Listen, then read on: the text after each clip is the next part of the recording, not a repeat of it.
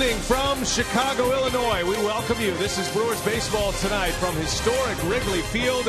It is the Brew Crew and the Chicago Cubs, the contending Chicago Cubs, Game 2 of this 3-game series. And hi, everybody. We welcome you from cozy Wrigley Field. Great to have you with us tonight. Alongside Bill Schroeder, I'm Brian Anderson. Sophia Minard, our reporter here tonight. Well, the Brewers lost last night. They've lost 5 in a row to the Cubs now. They're trying to get back to winning ways, and they're going to give the ball to a former Cub in Matt Garza, who returns to Wrigley tonight. Yeah, and since coming off the disabled list with that shoulder soreness, that was back on July 21st.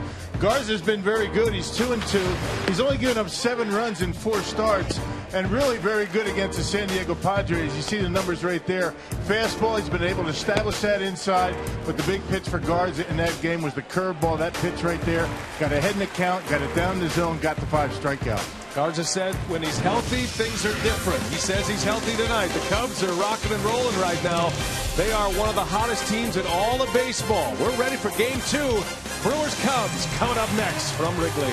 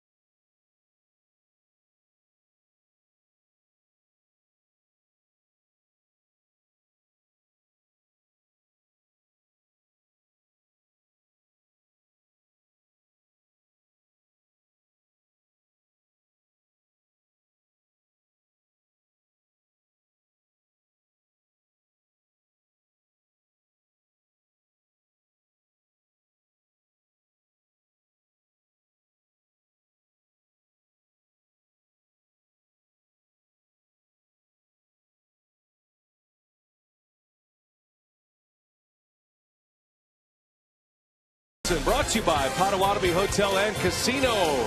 Book your stay now. What a beautiful night for baseball we have. 75 degrees. Day game tomorrow, don't forget. And then the Brewers return back to Miller Park. Start a homestand Friday night. Craig Counsell in his first year. Big news yesterday, of course, with Doug Melvin being transitioned out of the general manager's role. We're going to visit with Doug tonight at some point. Here is Counsell's batting order. He's got Shane Peterson back in the leadoff spot, then Lucroy followed by Braun, who returns tonight. Adam Lynn, Chris Davis, and Scooter Gennett in the middle. Gene Segura, Hernan Perez, and Matt Garza rounding out the Potawatomi batting order for Milwaukee. And Jason Hamill making start number 22. You know, the interesting thing about Jason Hamill, he's got 11 decisions in 21 starts. He's got 10 no decisions, and a no decision against the Giants his last time out, only 4 innings and 2 runs. And coming off some hamstring issues, he's been in and out, not able to eat up as many innings, but he's certainly been effective against the Brewers. He's 7-0 in his career. Good to see Ryan Braun back in the starting lineup. Had the day off on Monday, the team day off, and then yesterday just a pinch hit appearance. And first ball swinging, Shane Peterson gets us started. A foul ball, and we're underway at Wrigley Field. Cubs coming in with a record of 63-48. Chicago at this moment is 4 games ahead of the Giants in the second wild card position. That is because the Giants got shut out today by the Houston Astros. Scott Feldman got the win in that game. 2-0 the Astros won it. So Chicago is sitting pretty. They've got a lot of baseball to play, but they are in a golden spot right now to make the postseason. And they are one of the hottest teams. You put the Mets and the Blue Jays in that category as well. But the Chicago Cubs have won 11 of their last 12 games under first-year skipper Joe Madden. Yeah, they've been pitching well all season, but starting to hit again now. There's a called strike 3, and the game begins with a backwards K for Jason Hamill. Yeah, the sinker baller gets a lot of ground ball outs. Let's check out the Cubs as they line up defensively, brought to you by Menard. Same lineup as last night. Schwarber, Fowler, and Soler in the outfield. Chris Bryant and Addison Russell, who has just moved from second over to shortstop. No Starlin Castro. You got Coghlan and Rizzo on the right side. And Miguel Montero behind home plate. Russell, one of 4 rookies that start and are regulars with the Chicago Cubs among their 8 position players. Jonathan Lucroy next up. With 1 out here in the first. We're just underway. If you're just picking us up. Second game of this series, and the Brewers trying to snap a 5-game losing streak to the Cubs. Cubs swept them in Milwaukee and then won the opener last night. Final score last night was 6-3. Dan Herron got the win in his Cubs home debut, and Taylor Youngman suffered the loss. He drops to 6-4.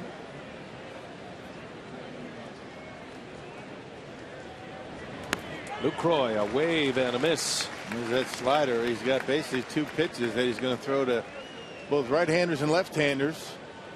You know, the 2-seamer and the slider. He'll throw in a changeup once in a while, but not too often. He's had an amazing amount of success against the Brewers. 7-0, a 2.18 ERA, and he's 2-0 this year. This is his 4th start against the Brew Crew this season as Lucroy strikes out. Little slider from Jason Hamill. Back-to-back strikeouts. Hamill not a strikeout pitcher necessarily. He does have 1 double-digit strikeout game this year. Had 11 against the Miami Marlins. That was a career high. But typically it's ground balls with Hamill.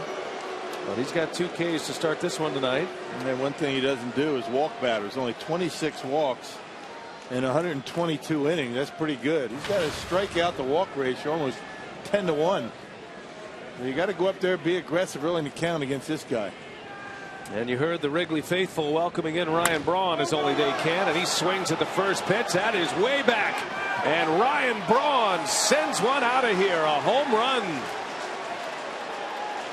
Quiets him down quickly as Braun goes deep. 1-0 Milwaukee. That is the 20th homer of the year for Braun. That is career home run number 250. He is 1 home run away from matching Robin Yount's franchise record. Yep, missed the starting lineup yesterday with a sore back. You see the tug on the jersey. Ryan Braun got a slider first pitch, knocked it out of here, and no doubter to left. Good to have him back in the lineup. Our Powerball home run count for Ryan Braun, number 20. So he's on the doorstep of a franchise milestone. Speaking of home runs, here's Adam Lind, who hit one last night, a 2-run shot. Now the lineup is just so much more powerful and much more of a presence in the lineup with Braun. Lengthens out the lineup a little bit. You put Braun and Lind back to back. You've got Lucroy and then Chris Davis bookending those 2. Yeah, Ryan's one of those guys where, you know, the opposition has to know when he's coming up. When you have him out of the lineup, makes it a lot easier on the pitcher, makes it a lot easier on the manager. And he's back in there tonight. And it is impressive how he performs after days off. And so yesterday got the day off with a balky back, and he's back in there today. And throughout his career, when he's gotten a little bit of rest, he's come back strong.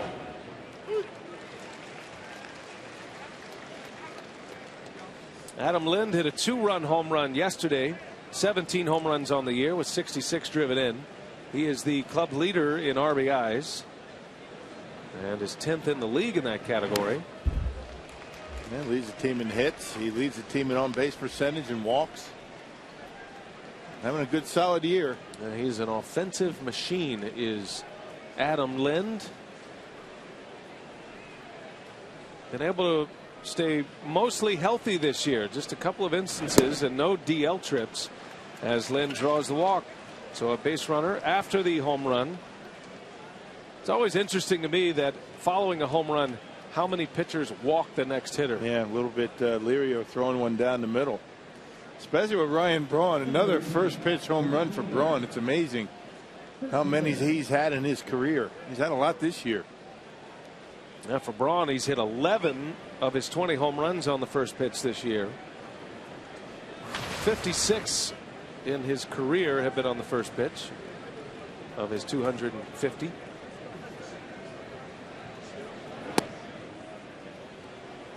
Chris Davis now. Braun having a chat with Darnell Coles, the hitting coach. They're talking about staying down and through, and normally against Jason Hamill you got to wait back, drive that ball up the middle, but he got a hanger, able to hit it out of here to left field. He made that point about Braun and the first pitch home run percentage, and so he's doing it more often this year than he has throughout his career. Overall in his career, 22% of the time, that includes this year, as he had first pitch home runs. This year it's 55% of his home runs, 11 of the 20. Yeah, and the league knows that he's going to be aggressive. That's why Hamill threw him a slider, but Brawny waiting for it. The evolution of a hitter and a power hitter. It's interesting to watch. Chris Davis started to get his power stroke back. Had a 2-home run game on Sunday against the St. Louis Cardinals. That was his second 2-homer game of that homestand. He rolls over that one. Slow roller. Bryant gloves it, throws it, and Davis is out. That will end the inning, but Ryan Braun gets the Brewers off to a good start tonight. First ball swinging. Takes a breaking ball from Hamill and hammers it into the bleachers and left.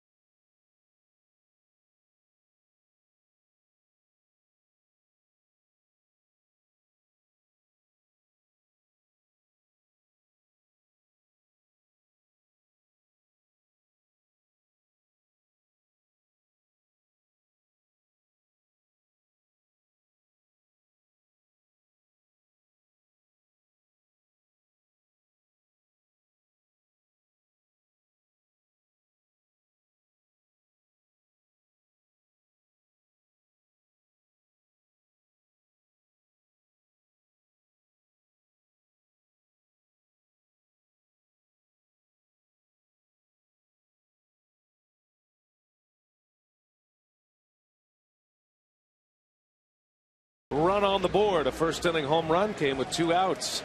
And Joe Maddon's Cubs are down early tonight. Joe Maddon has his club in the wild card race. His lineup tonight looks like this, very similar to what we saw yesterday outside of the pitcher. Fowler, Schwarber, and Coughlin at the top. Rizzo, Bryant, Soler in the middle with Montero.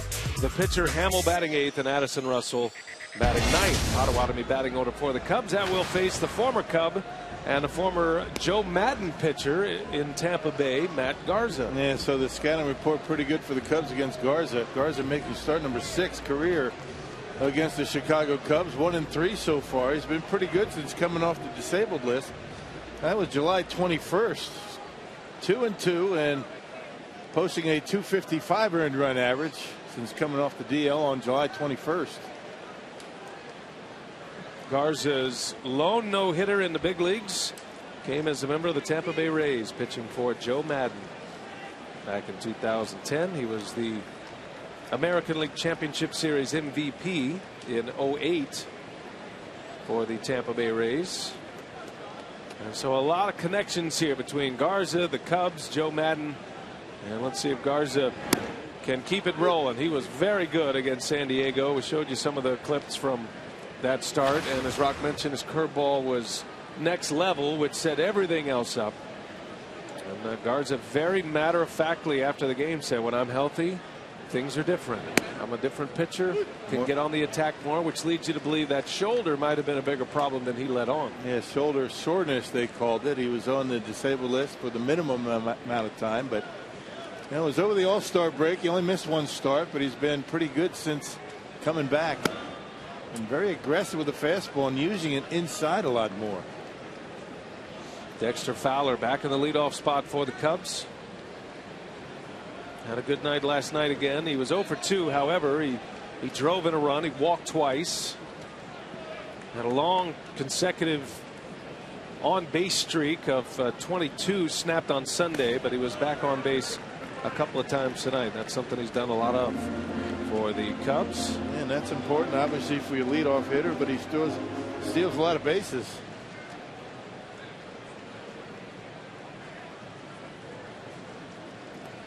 Two balls, 2 strikes on Fowler. Cubs just coming up for the first time against Garza. That ball's in the air to right. Playable for Braun. And there is out number 1. Yeah, let's check out the Menards Brewers defense tonight. You got Davis, Peterson, and Braun in the outfield. Perez, Segura, Jeanette, and Lynn from third to first. Down at Lucroy hangs the signs for Matt Garza tonight. Brewers kicked it around a little bit early in the game last night. 3 errors. Yeah, 2 of those errors came in the same inning, in the second inning, which led to 3 runs and 1 earned.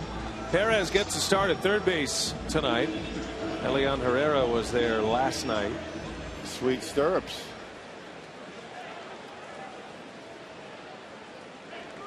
Garza facing Kyle Schwarber now. Big swing at the first offering. Schwarber was hitless last night, 0 for 4. He did hit a long fly ball out. The wind was blowing in last night. And Schwarber on any other night, including tonight, would have had a home run on that swing. But it died in deep center field. A little more of a typical Wrigley night tonight, although it's not as warm as it could be in the month of August. Blowing across from the right field foul pole to the left. He gets the baseball hit the left field, is going to get a bit of a boost. Yeah, Braun's was a no doubter home run, but just checking the exit velocity off the bat, 95.8, which that's high, but it's not his best bolt. It tells you he didn't quite get it all. Schwarber, a swing at him as Garza powers a fastball by him. You like his aggressiveness so far. I mean, his rear and back and getting a lot of the plate. Climbing the ladder on Schwarber and gets him on strikes about the letters. I should say the letter in that Cub uniform. Good power fastball from Garza. 2 up, 2 down, and he'll face Chris Coghlan now. Coghlan is hoping at some point to convince his manager that he can play an entire 9-inning game.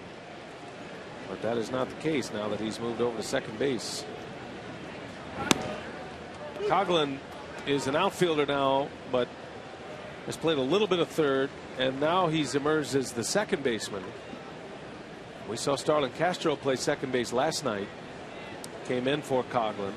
If the Cubs have a lead late, it's usually Herrera, Jonathan Herrera, who comes in for defensive purposes.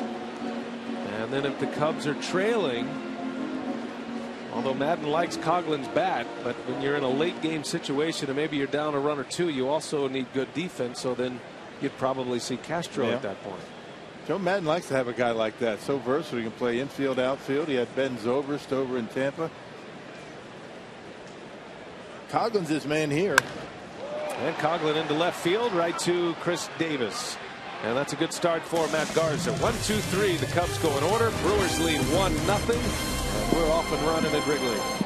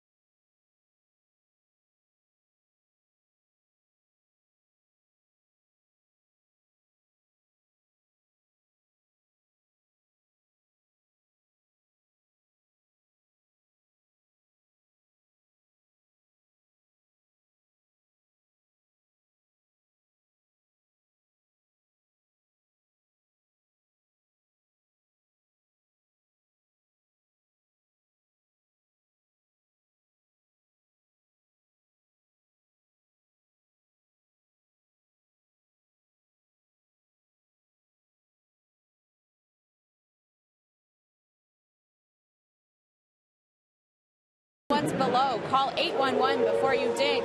Diggers Hotline.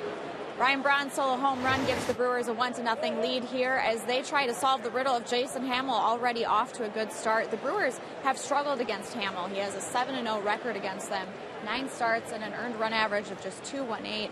Talking to Jonathan Lucroy, he said, when you know you're facing a guy like him, he said it's a challenge. You know he's going to fill up the strike zone. And especially that slider and that curveball, he said, are so tough to pick up. So he said it may make you a little bit more aggressive, trying to get to him early in the count. He said especially when he's getting the ball down in the zone. So they're looking for pitches up in the zone, try to get to him early. You know what? And normally, pitchers that are that aggressive in the strike zone, the Brewers do pretty well against. I mean, guys that are pounding the strike zone don't walk batters.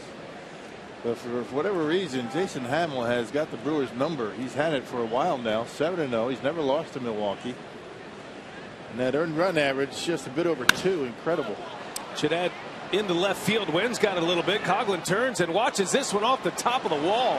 Or Schwarber, I should say. And Jeanette rolls into second base with a double. So he was very frustrated after a little half swing to get to the second strike, and he comes right back and rips one off the ivy in left field. Man, showing pretty good power the other way. You don't see Scooter do this very often. Gets on top of it on a four-seamer outer half and sends it over the head of Schwarber. So the ball must be carrying pretty well out there tonight. Carrying to left. You might see the left fielder step back a few feet. All right, so a leadoff double. Here is Gene Segura.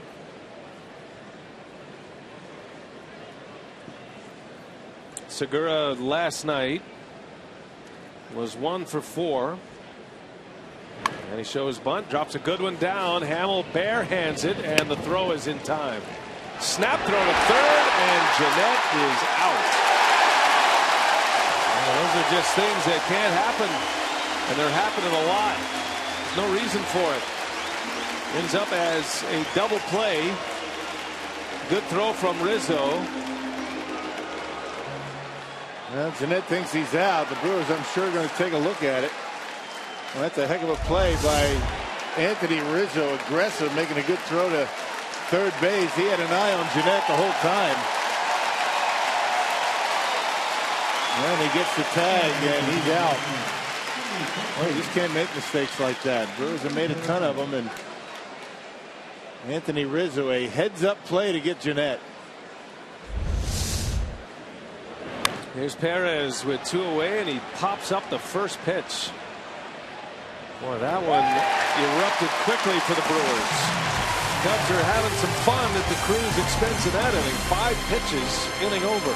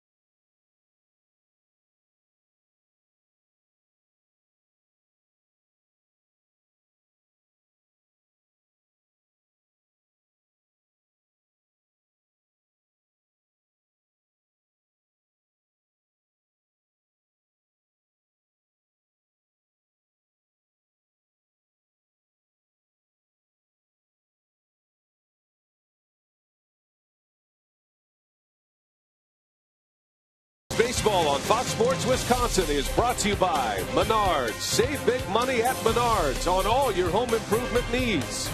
By Toyota.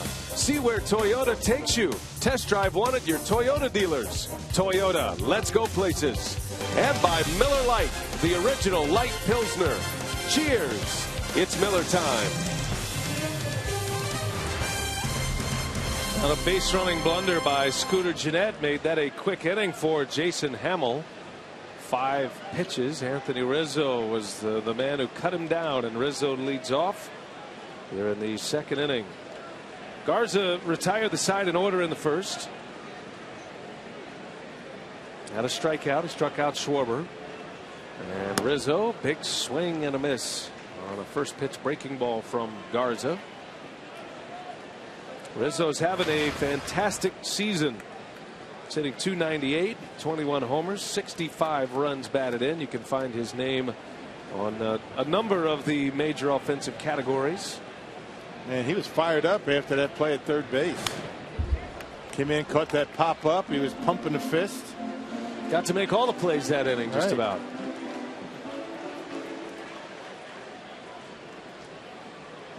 Well, he swings a big bat, but he also plays a very good first base and can make an impact with his glove and his arm, and he did in that inning.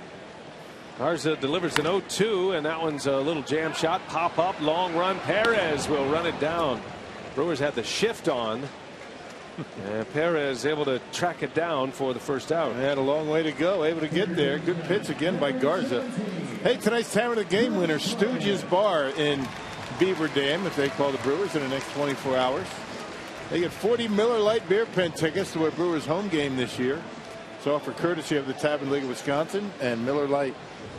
When's the last time you saw the Three Stooges? It's been too long. I'm talking about on TV. Oh, it's been too long as well.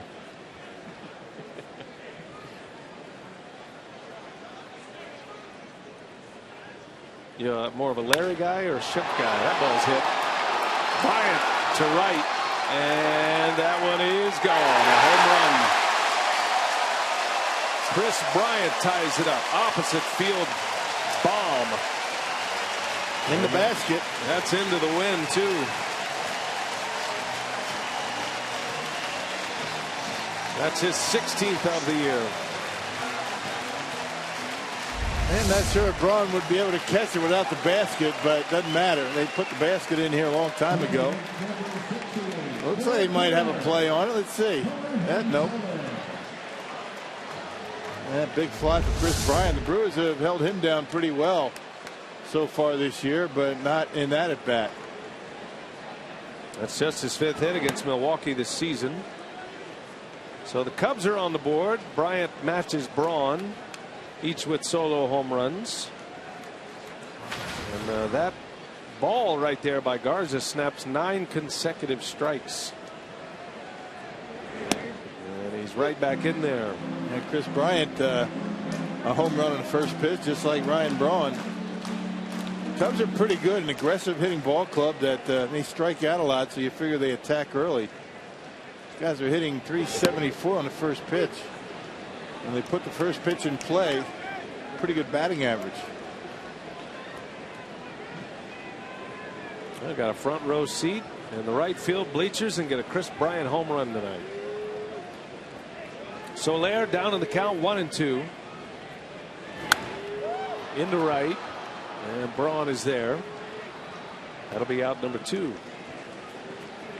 Well, Garza is throwing strikes. He's come out with good command. He's thrown 20 pitches at this point, 16 for strikes. At 9 strikes in a row. Until that Soler at bat. Here's Miguel Montero. Man, I would imagine Jason Hamill's not too far off that pace. Both of them pound the strike zone.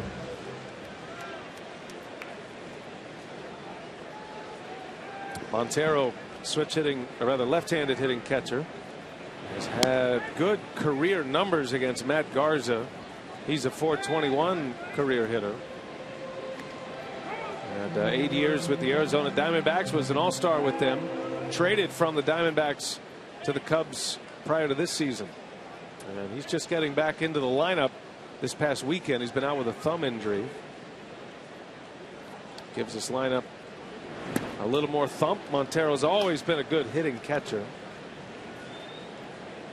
And this year Montero with 10 home runs. He's only played in 76 games prior to tonight.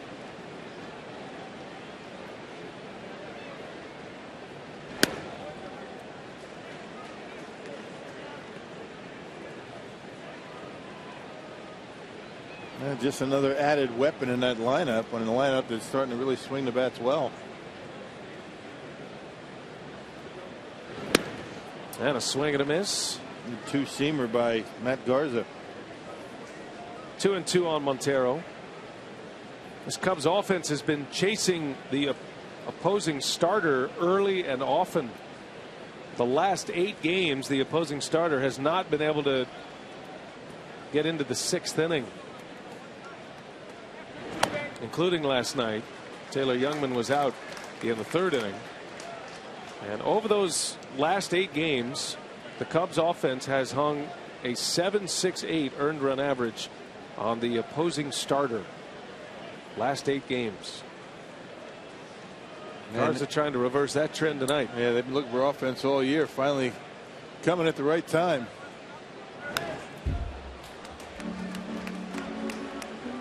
Didn't really make any moves at the trading deadline for position players. All their moves were for pitchers. They made 2 of them. Starter and a reliever, right? Dan Herron, who we saw last night, who got the win, and Tommy Hunter, who's a late inning reliever for him. Montero pulls one foul.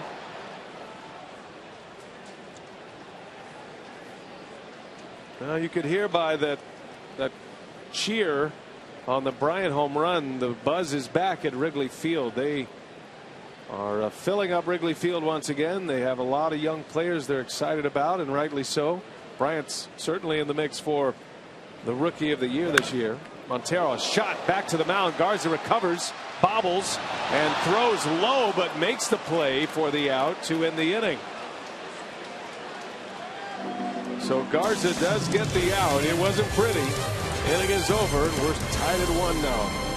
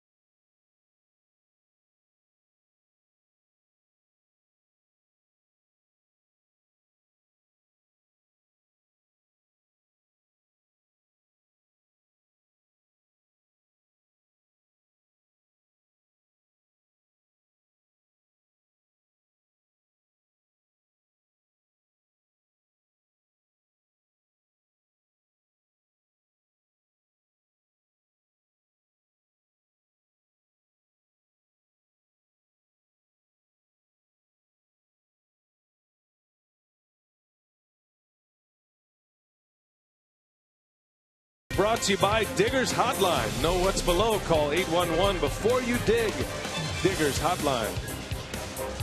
And we are back at Wrigley Field, Chicago, all tied at 1. Ryan Braun and Chris Bryant with solo home runs. Head to the top of the third, and we're pleased to be joined now by Doug Melvin here in our cozy confines booth here in Chicago at Wrigley Field. Welcome. We've been excited to talk to you a little bit. Big news yesterday, of course. And first question is, when did you decide that you were ready to make this transition out of the GM role? Talk to us about the process for you. Yeah, well, I talked to Mark last year a little bit about that. I said it would be my 20th year in base as the general manager. 42 years in baseball, turning 63, 12 years with the Brewers, so a lot of big numbers there. And so I had said that I've given it some thought. And, you know, Mark inherited me as a general manager, and I just wanted to, it's my job to be responsible to let him know if there's a time of doing that, so he can start with the sort of the next generation of baseball decision makers.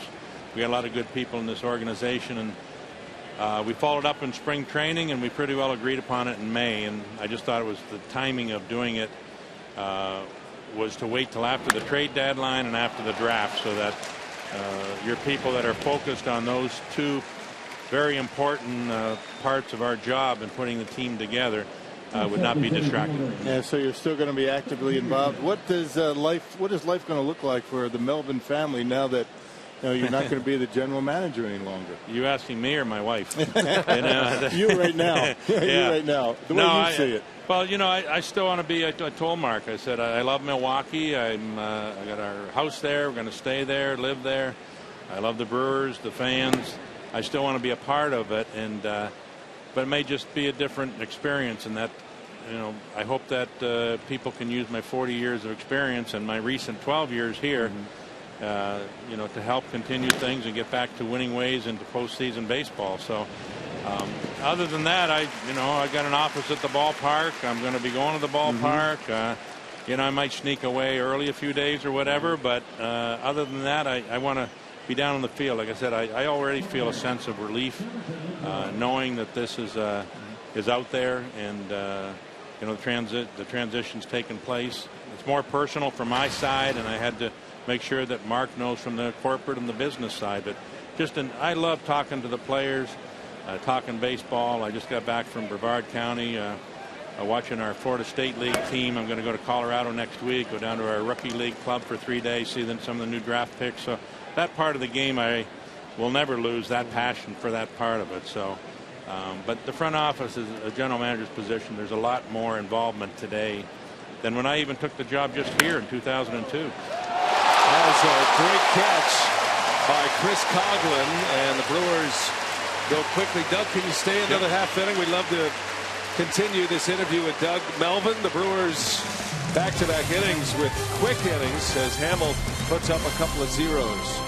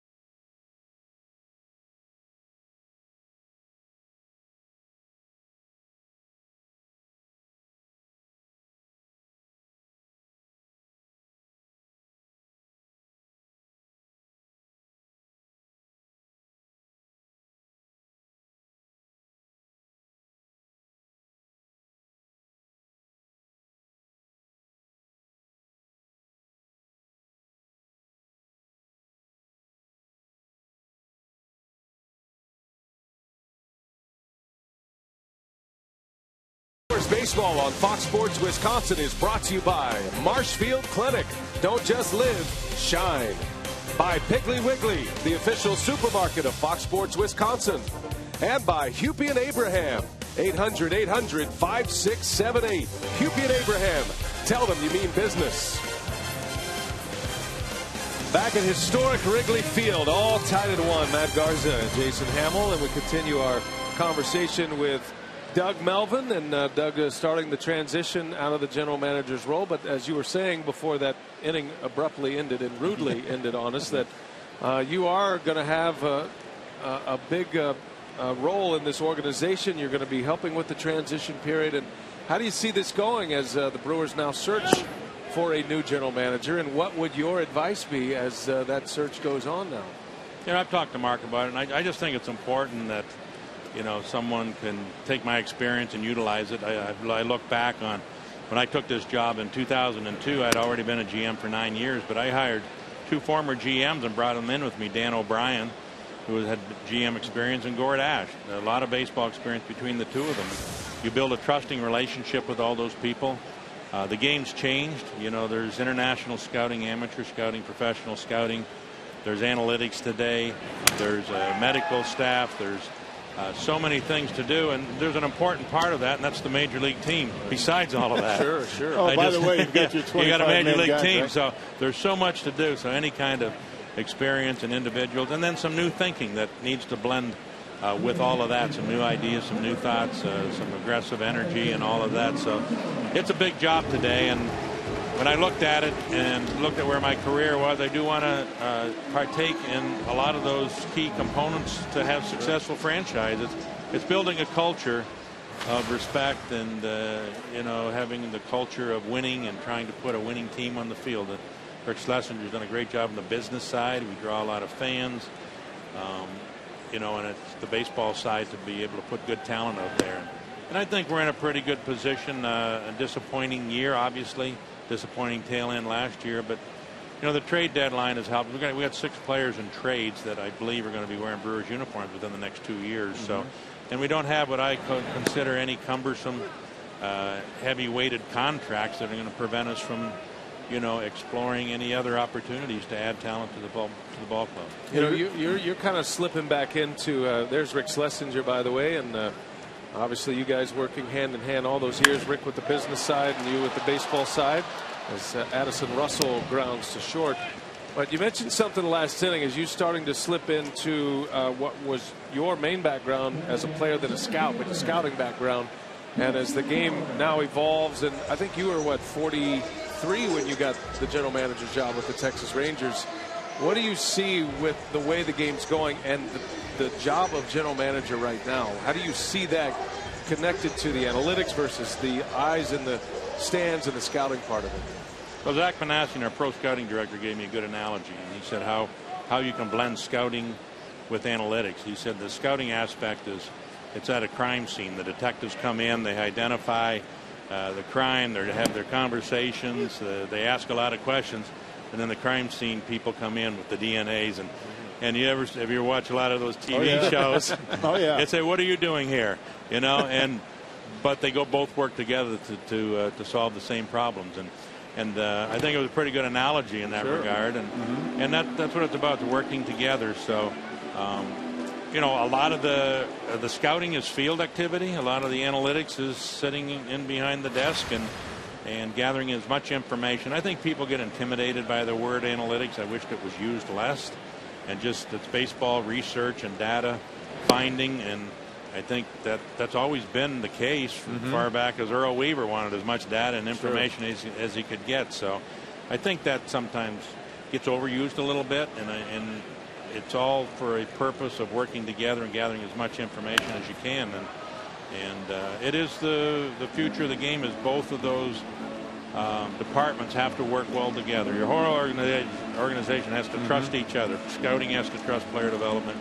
Player development has to trust the scouts that they're bringing in the right players, and the major league club, Craig Counsell and his staff, has to trust that everybody's giving them the best players, and then it's their job to put them on the field in a winning and teach them in a winning way.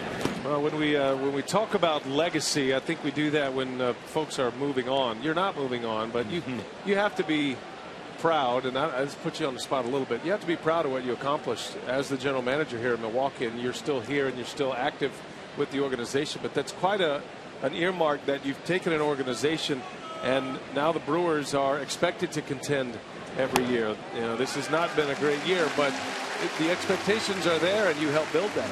Yeah, I think, obviously disappointment. We want more playoff appearances. We want World Series appearances, and it's hard to do that. I always go back and I talk about, two of the best managers in baseball during my time with Tony La Russa and Bobby Cox, and I think they managed over 60-plus years, and I think there was 3 or 4 World Series.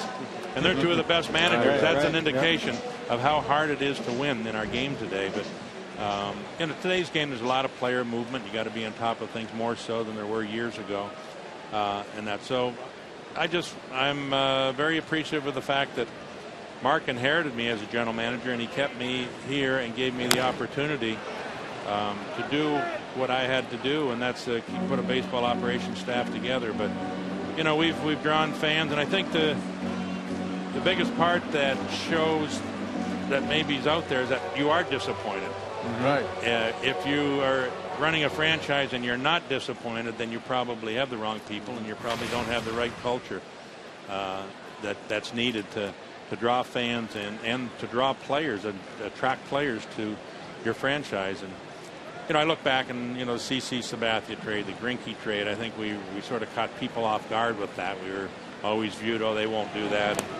Those are big name players. They're not a big market, and that was fun. I got a lot of thrill out of that on those days. And the disappointment is not being able to keep the free agents we traded for. But that's where we're at, and we'll always have to embrace our young players. That's the franchise motto here: is the draft, develop, trade.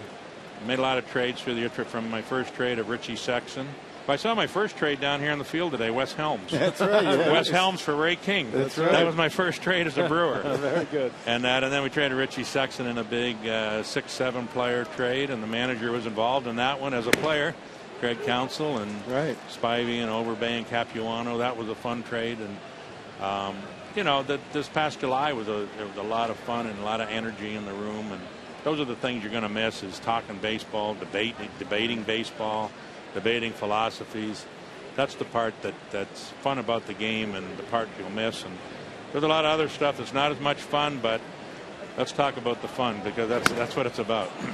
Well, there's a swing and a miss by Schwarber. We hope this is not your last public appearance with us, because we always enjoy our conversations, and you have an open mic whenever you want to come back. Thank you, guys. Glad to have me.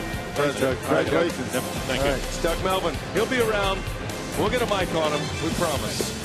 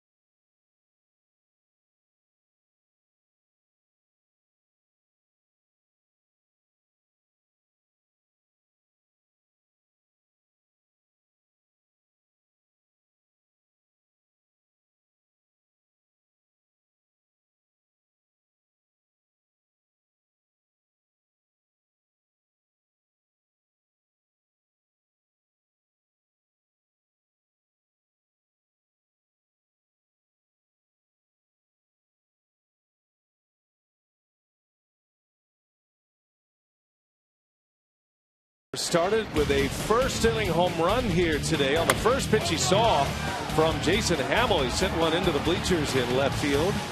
That was home run number 20 for Ryan Braun. And that's a Powerball home run total board as it stands right now. Lind hit number 17 last night. And Braun sitting there with 20 on the season. 64 runs batted in as well for Braun. His first pitch from Hamill is in there for a strike. And so Braun is also climbing the franchise list. He is 1 away from matching Robin Yount's franchise home run record. 2 away from having that record all by himself, and it's only a matter of time. Yeah, how about tonight? Be nice for tonight. How about Wes Helms? Doug Melvin talking about Wes Helms. Wes Helms actually got the Brewers into the postseason, but as a member of the Marlins. He did. That's a great connection right there as Braun goes down the line. That's fair. Bryant makes a terrific play. The throw and safe. Rizzo's off the bag. I'll tell you, Rizzo's been impressive over at first base. That's a heck of a play by Bryant. Able to grab that hot ground ball down the line, throw off the mark a little bit, but man, Rizzo did the best he could. Broke his glove. Broke the straps in his webbing of his first baseman's mitt. He's going to have to get a new one. Yeah, pretty good play by Bryant, but just couldn't get the throw accurate enough, and Rizzo did all he could to keep the foot on the bag.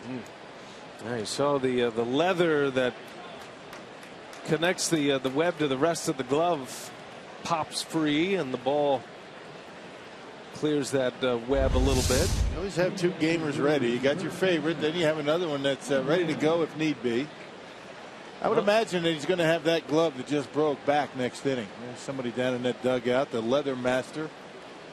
It's always a glove man, right? Going to be able to fix it very quickly. And you're never as comfortable with your second choice. You're always more comfortable with your gamer glove.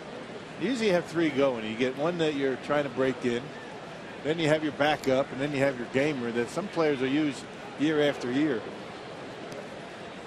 It's not a bad move by the Cubs dugout, though, having Hamill throw one over to first base just to get the feel of that glove a little bit. So Braun reaches on an infield hit, and a base runner to start the 4th against Hamill. Adam Lind now, another throw over.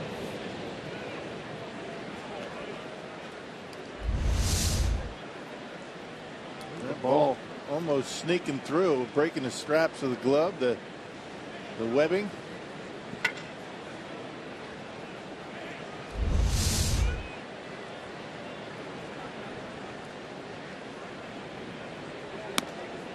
Thanks to Doug Melvin. That was great to get him on. I'm not sure. I mean, we've done so many interviews with Doug as the general manager, talking personnel, and he's always been great. You know, he's been one of those guys that you enjoy being around, talking baseball with. He's been always respectful to the media, but especially us, you know, allowing us to see behind the curtain a little bit on some things, especially after the fact, and help us understand the thinking. And we've always appreciated Doug. And when times were bad, you know, that's the thing that I think every general manager or public figure, as Lind rips one to center field, and it's going to be run down by Fowler. Man, that was a terrific catch. And Lind is robbed of an extra base hit. That might have turned into a run with Braun on the bases. Heck of a play by Fowler. Yeah, he got a lot of room out there in center field to roam, and Dexter Fowler fast. He can cover a lot of ground, gets a good jump. But you're right about Doug Melvin. I mean, not too many guys with more integrity in the game of baseball or anywhere than Doug Melvin. He looks you in the eye. He's honest with you as best he can, and always willing to give us information that we need to do our job, and we appreciate that. You don't get that everywhere. Yeah, and he always showed up when times were bad. Right. You know, when you needed a response from the organization, and even though it might have been a rough patch with the organization, Doug was the guy. You know, he was the guy that we could call on to come on the air, and it's always better to hear it from the person that's involved in the situation directly. And so we always respected Doug for that, and always will. And he'll be around. And like I said, we'd love to. I mean, shoot, we'd love to have him as much a part of Brewers television as he'll want to be. As he mentioned, though, he's going to be traveling a lot seeing a lot of the minor league teams and helping the transition period. But it is a great lesson. He's always great in the banquets and the sponsor events and the season ticket events that we've done with him over the years. You can tell how much, the people that he hired meant to him. The times when he had to fire managers, and he teared up from time to time. I mean, it meant a lot to him. I mean, they were personal friends, almost like family down there with Doug Melvin, and he always made us feel a part of that family. Sure. That's something I'll never forget. There's one story I just wanted to share about Doug, and it was right here at Wrigley Field. Bruce Seid had passed last year, his scouting director, and we were all very friendly with Bruce, and really, really good guy. And Doug made it a point that night to not only give us a lot of information we could use, a lot of quotes. It's a difficult night for the organization when you have a member of the Brewers family lose his life like he did. And Doug, I thought, went above and beyond to make sure, at least with some statistics and some information about Bruce, players he had signed, backstories that nobody would know, so we could honor Bruce. Doug did all of that and asked that we not point out that he's the one who provided that information. I think it's fair to do that now, because he was that kind of guy, and he was looking out for Bruce's family and just wanted people to know what kind of person Bruce Seid was. But he did that in a lot of other categories as well. And he was on our air a couple of weeks ago talking about the Gomez trade. He was tearing up because he does have that connection to his players, and that was a hard move to make, trading Carlos Gomez, but it was an emotional move for him. And that's something that baseball needs to be very cognizant of, keeping that relationship with front office and on-field personnel. Sometimes that goes taken for granted, and sometimes it doesn't exist in some organizations.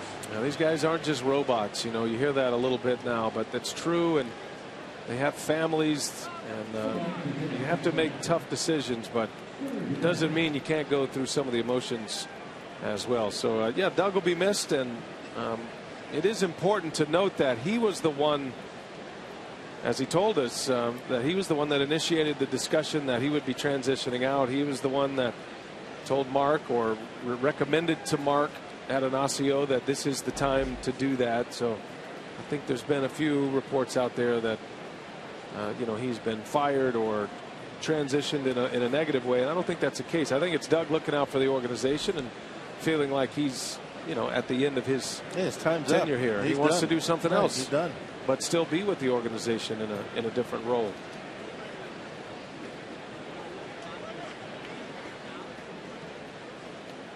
Two-men are out. Scooter Gennett at the plate. Braun with an infield hit to start the inning is still at first.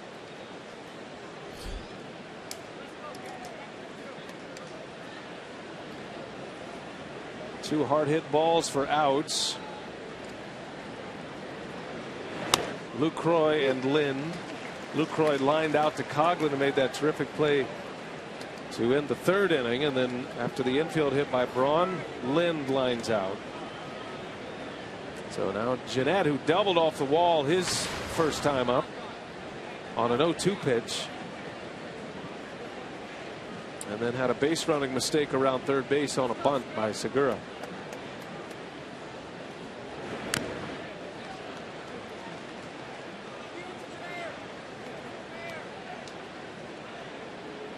Ordinarily, you would think maybe Ryan Braun would take off, and maybe that little problem he has with his back, he's really not willing to take off. Ryan, a base stealer. Hamill's pretty quick to the plate, but you can run on Montero a little bit.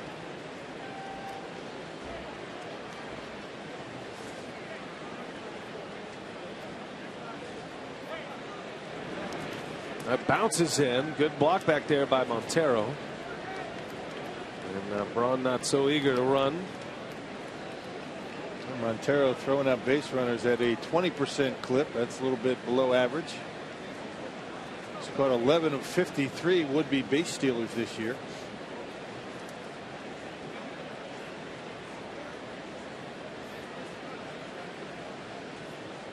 Hamill's been working Scooter Gennett away both of his at-bats.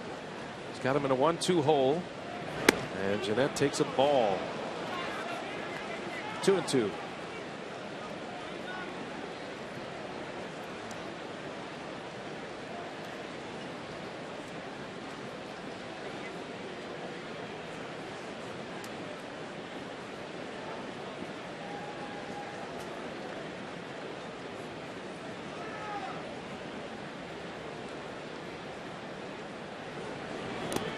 Down and in. Did that hit him?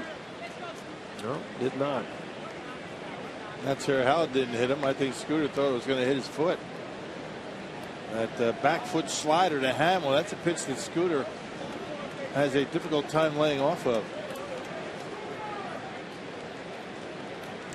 So 3-2 now. Braun will be off with the pitch. 2 outs in the inning. Rizzo backs up.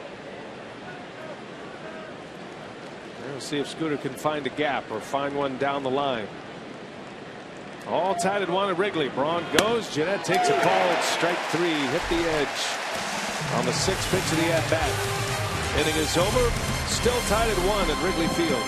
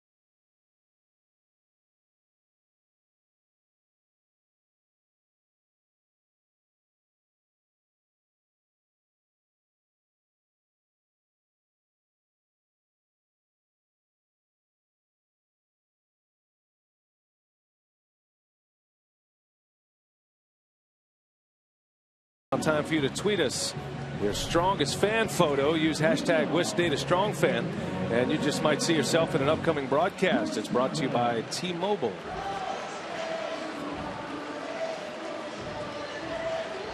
Matt Garza back on the mound. He's pitching well tonight. A home run by Chris Bryant in the 2nd inning. And he'll start his 4th inning. Coghlan, Rizzo, Bryant coming up.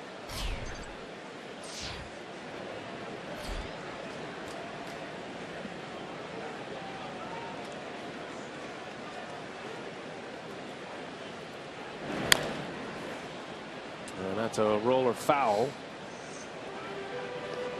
Corey Kanema with the play. No bobble. To Will Smith. Now what? What happens to a baseball when it ends up in the bullpen? In the seats. They're going to find a Brewer fan somewhere and give it to him or her. Or they could unravel it. Find the core of it. Can be dangerous for a baseball to end up in the bullpen. Not many bullpens like the one at Wrigley here with you know, you get the bench along the grandstands, the brick wall. Could be very colorful down there as far as, you know, fan comments from time to time. He's looking. See, I might not know much, but I do know how it works in the bullpen. Yeah, you know a lot. Gave it to a young Cubs fan, very polite Cubs fan. That's a good way to get him off your back for a couple of innings. Maybe his dad was giving him the business.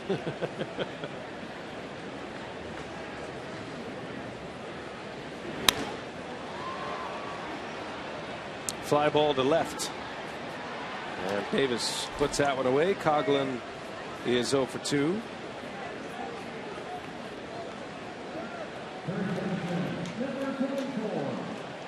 And that'll bring up Anthony Rizzo.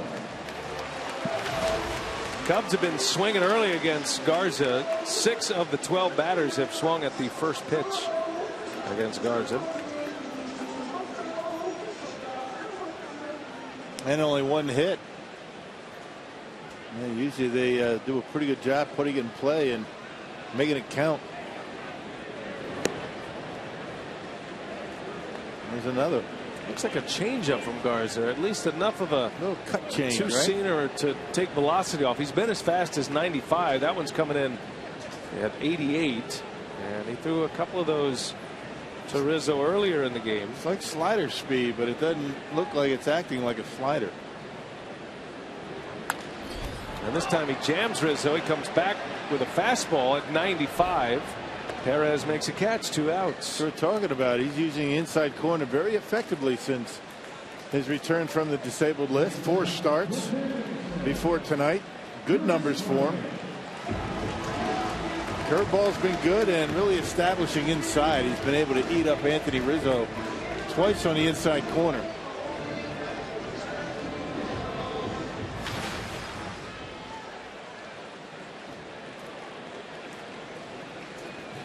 So here's Chris Bryant now with 2 away. Bryant on the first pitch he saw back in the 2nd inning. An opposite field home run. Number 16 of the year, 66 RBIs.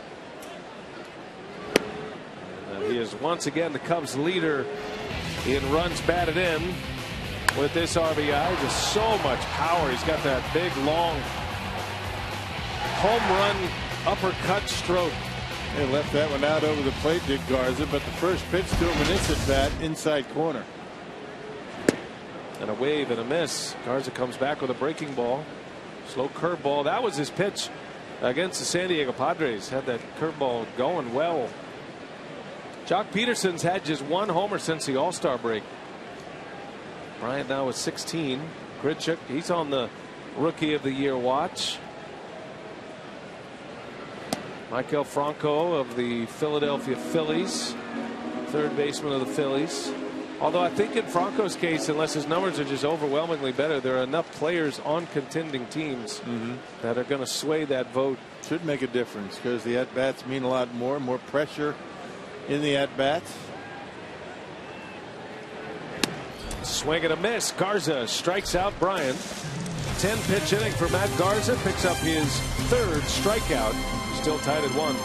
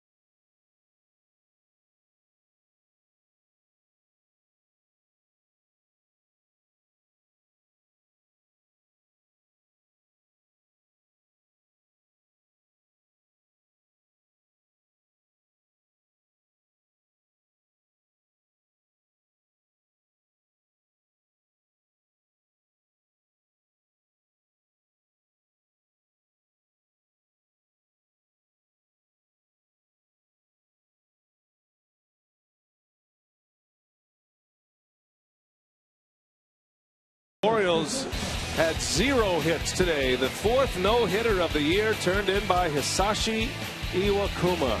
Boy, was he on his game. It's in our Columbia St. Mary's. Worth another look. His first ever Major League complete game is a no-hitter. It's the 5th no-hitter in Seattle Mariners history. And of the last 3 American League no-hitters, they've all been turned in by Mariners pitchers. And an interesting note on that, there have been 12 National League no-hitters between American League no-hitters. So you got to go back to 2012. 12. So the DH does make a difference. Yeah, I think so. It's the 4th no-hitter this year. Chris Heston of the Giants, who's also in the Rookie of the Year discussion. Max Scherzer, Cole Hamels, who no-hit the Cubs right here at Wrigley Field. And Iwakuma today. There's a liner caught by Rizzo. Oh boy. Brewers are bouncing into a lot of and lining into a lot of outs. Like Jason Hamels got a rabbit's foot in his back pocket tonight. That's a 3rd line drive bullet that was caught. Rizzo played him perfectly, shaded off the line, and able to get him. And one of those Mariners no-hitters, Chris Bosio. That's right, 1993. Pitching coach for the Cubs. He was the 2nd Mariners no-hitter. And Randy Johnson and Bosio. They had that combined no-hitter back in 12, which was started by Kevin Millwood and then a number of relievers. And then Felix Hernandez threw a perfect game. And now Iwakuma is on the list. You go through, you see all these no-hitters, you forget that there hasn't been any American League no-hitters all this time. I did not realize that. No. And we went and looked it up, and sure enough, as Perez strikes out, and 2 up and 2 down here for Jason Hamill. Good research. Was that you? Me and Lynn Casper looked that up. Okay. Hey, this Saturday, the Goo Goo Dolls will take stage at Miller Park following the Brewers matchup with the Phillies to perform a full-length post-game concert. That's free for all fans in attendance. For tickets, go to Brewers.com/concerts. Coming up. Brewers are back home Friday. The concert on Saturday as Garza breaks his bat. The ball is foul. The bat is fair. At least the business side of the bat ends up just past the mound. Good catch up there. Speaking of Lynn Casper, you see they're out in the bleachers here tonight. But Lynn Casper and Jim DeShays kind of made it sound like they were going to be out in there amongst the people. Like Harry used to do? I would say they are very well protected there. They're isolated. Very much isolated and not amongst the people. Garza grounds the short, and that will end the inning. Come on, boys, get out in there. Should send them on a rooftop, maybe.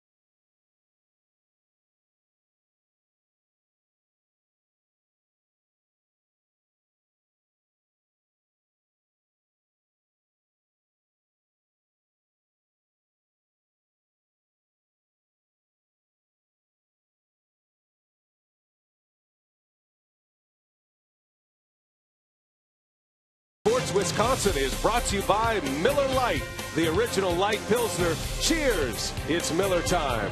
And by the Wisconsin Lottery, reminding you to please play responsibly. Still tied at 1. We're headed to the Cubs half of the 5th inning from Wrigley Field. And a reminder that you can vote for your MVP and help us decide which Fox Sports Supports partner will be crowned the winner. The charity with the most votes at the end of this Brewers season will score big with a donation from Hupy and Abraham. Choose from the American Heart Association of Wisconsin, the Boys and Girls Clubs of Greater Milwaukee, or Fisher House, Wisconsin. To vote, visit foxsportswisconsin.com/supports. Matt Garza back to work. And Garza making the final out of the 5th inning. And let's bring in Sophia Minnaert with more on the starter tonight for the Brew Crew. Thanks, B.A. Talking to pitching coach Rick Kranitz, he said since coming off the disabled list, he feels that Matt Garza's fastball just has so much more life on it. He says the ball is coming out really clean. So overall, he's really pleased with how Garza has done in his last 4 starts. Says you can really see the difference with his delivery now that he's healthy. He's finally getting some extension on his pitches. Says he's just been, especially in his breaking ball, getting a lot better delivery. The curveball was so good in his last start, as you guys mentioned. It's all about staying healthy for Garza. When he is healthy, he is an excellent pitcher. He's a guy that could certainly emerge as an ace of staff type pitcher. But the problem over the years, it's no fault of Garza's, but he hasn't been able to stay clear of those injuries.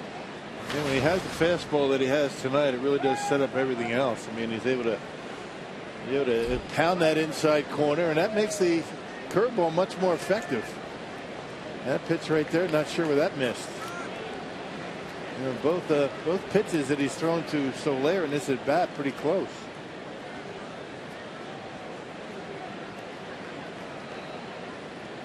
Jorge Soler 0 for 1. He flew out to right and shatters the bat on a 2-0 count.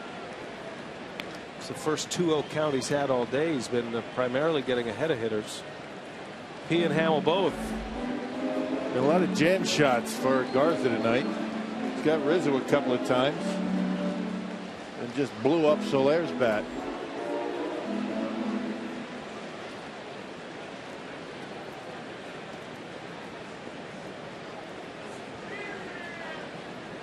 Garza working in the 5th. He's only allowed 1 hit. He's given up a walk. The hit was a home run by Bryant. There's a strike in there. 2-2.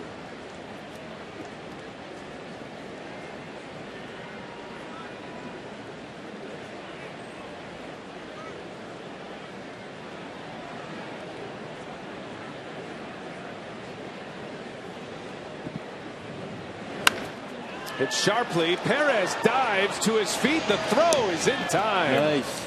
Hernan Perez with a beautiful play at third base. And some pretty good defense so far tonight. Perez looks good at third. He's got pretty good range. He angles back. He's able to smother it and throw out Soler. Nice play. Keeps a leadoff hitter off base. Garza's been able to keep the leadoff hitter off base in each of the first 5 innings. Yeah, the home run came with 1 out, and the walk in the 3rd inning came with 2 outs.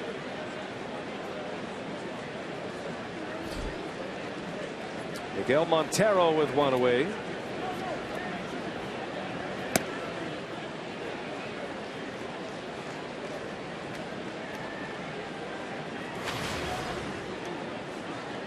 Garza has not had to pitch out of the stretch very often, just to the 1 batter. Schwarber in the 3rd inning. He struck him out just 4 pitches from the stretch. And that's a good recipe to get a good long outing when you're in the windup and you're more in your rhythmic delivery. Not worried about base runners, not worried about holding them on. Yep, just worry about the hitter.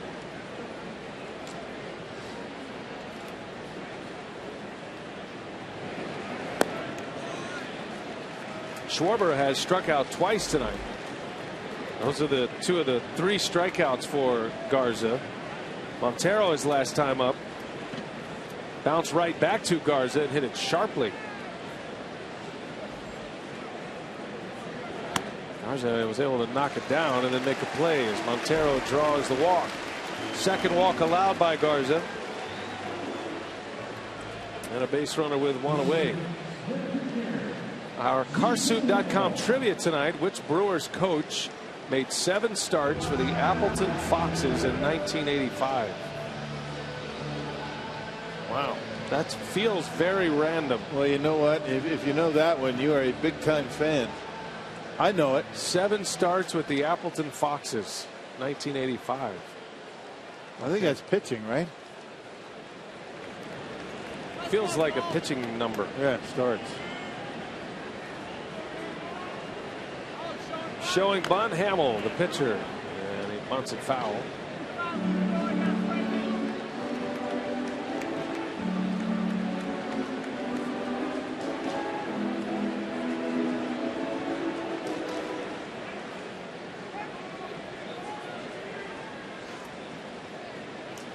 Joe Madden has his pitcher batting 8th on most nights.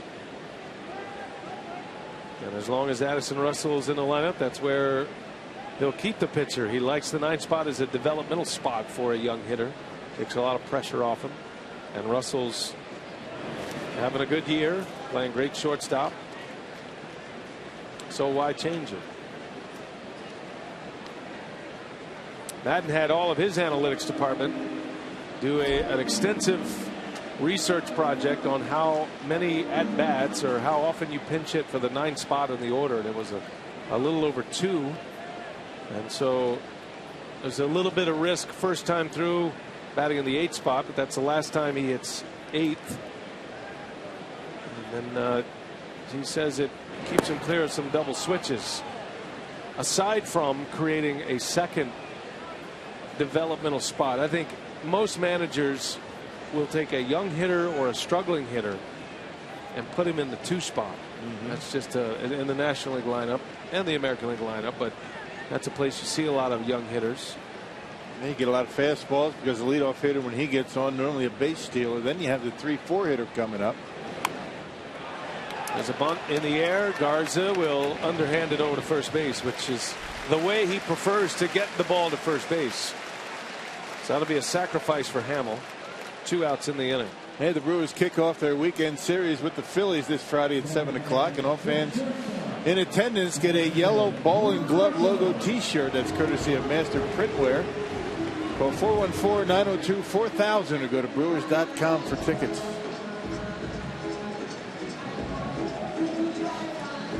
And here is Russell.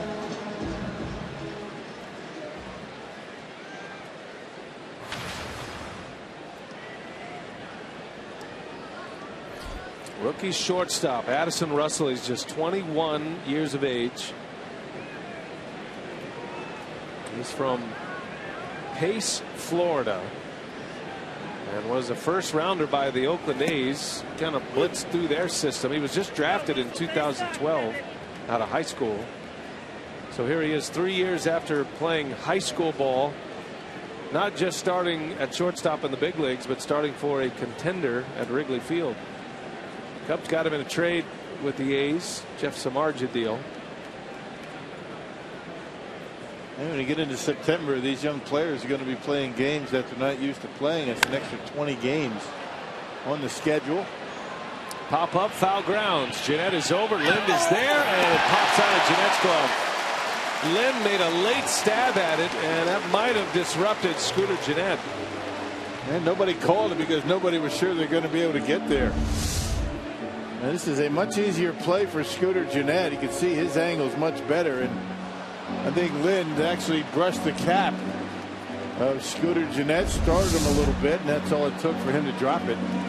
See Jeanette calling for the ball. Looked like Lind put his glove right in front of his face, shielding him from it. That's just a tough play, a tough angle for the first baseman with his back to the field. Scooter Jeanette had a much better angle on it. So the count is 0-2 now. Of course, if you're calling it, that close to the stand, I'm not sure if anybody can hear him.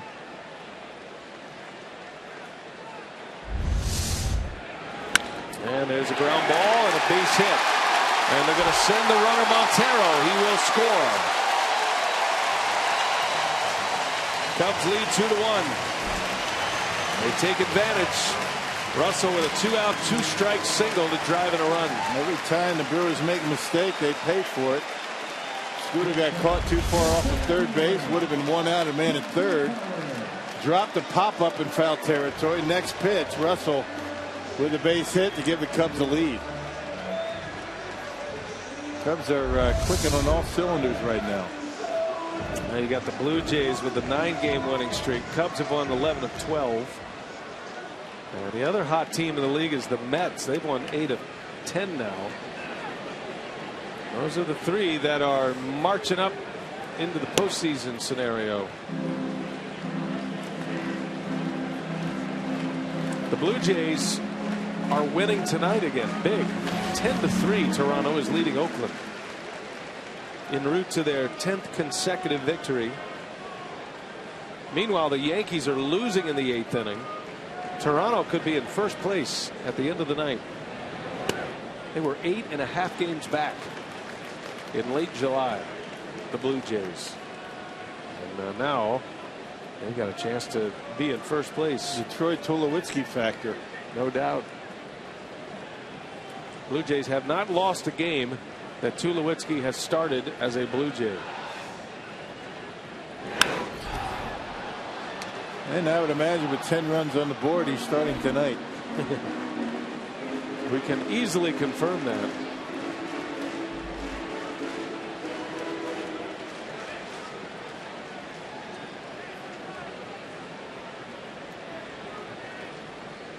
Tulowitzki is 0 for 2 tonight with a walk. Huh.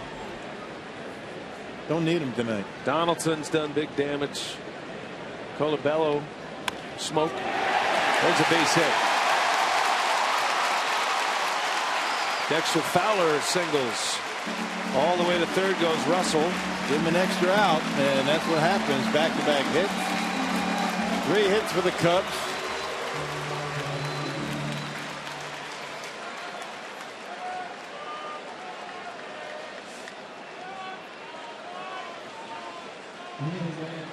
Well, Cubs lead 2-1. There are 2 outs, and now first and third with Schwarber coming up.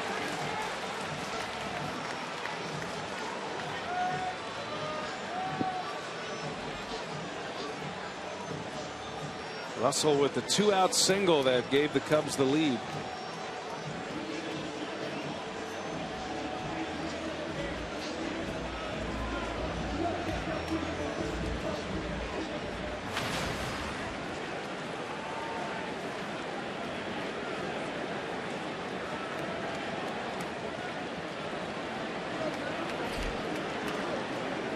Garza's had his number his first 2 at-bats.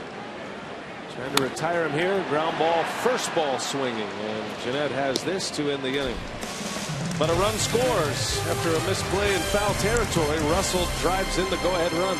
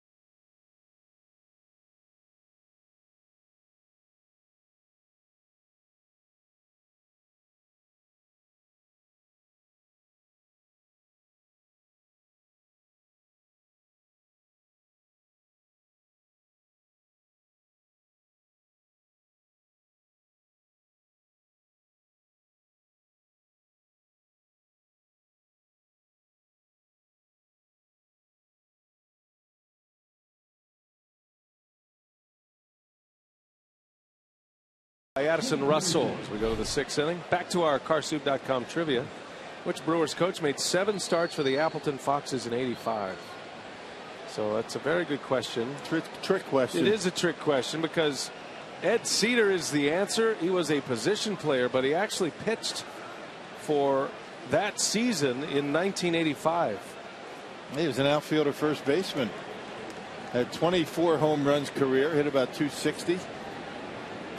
With 241 RBIs in 8 minor league seasons, all with the White Sox. Made it to the Double-A level with the Chicago White Sox organization. Look at Eddie. Look at him. The profile is the same, but a lean, mean fighting machine back then as a 23-year-old. And he's an Illinois native. I showed him that picture today, and he just absolutely erupted with laughter. There's another one. Good hack. He's got the beautiful autograph. Ed Cedar. Shane Peterson fouls it away. He had a really interesting professional career, did Ed Cedar. So he's from Waukegan, right? Mm-hmm. And he went to the College of Lake Country there in Grace Lake, and twice in his minor league career he tried to pitch. So he did it. So he came in 81, 82. He tried to pitch. Had 3 outings that year, didn't work out. So then 3 years he was a position player. Then 85 he went back to a pitcher. As Peterson strikes out to start the 6th inning. That's number 5 for Hamill. They might not have made it as a player, but I'll tell you, he put his time in down in the minor leagues as a Brewers coach, rookie ball, and he said he loved it down with the young kids and at an impressionable age, and a tremendous baseball guy, a lot of fun to be around, funny guy, but you're not going to find a better coach. He started managing in the minor league system of the Brewers back in 1998. Ed Cedar. From the same hometown as Otto Graham. He always says, "Oh, I'm the second most famous athlete from Waukegan." Eddie was a good football player too. Yeah.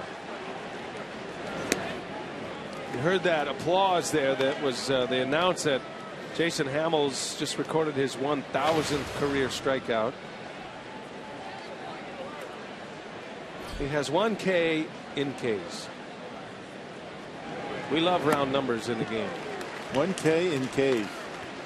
That's good. Yeah. Thank you.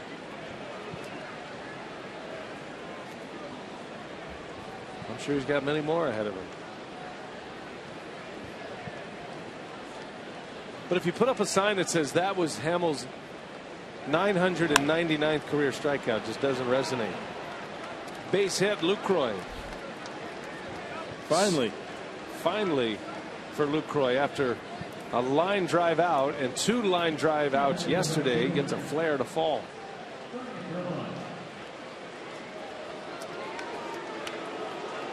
And here comes Ryan Braun. Well, sometimes you can see the look on Lucroy's face. Hitting the ball hard is overrated sometimes. You do everything right, you hit the ball right on the nose, it goes right to somebody, and then you get jammed and end up with a base hit.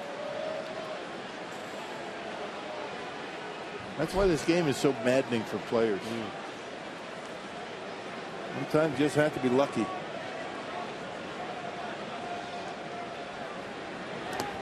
Skips in there, and Montero keeps it around the plate. I will say that the emergence of analytics has actually eased the pressure off the players. It's not just a batting average, RBIs, home runs evaluation process anymore. They have things like batting average on balls in play, and now exit velocity off the bat. You can almost quantify if a guy is hitting into bad luck, and that's what teams are trying to do when they evaluate contracts and roster development. So you don't necessarily, and especially for pitchers, all the things that go into successful pitching outside of wins and losses. That's called earned run average. Yeah.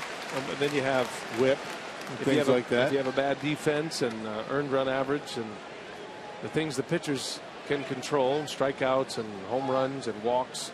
So, I think as Doug Melvin was on with us earlier talking about analytics is kind of in this, it's getting a bit of a stereotype now, but managers, general managers, they've always been hungry for information. They might not have had all the cute names that go with it, but they've been keeping track of walks plus hits per innings pitched for a long time.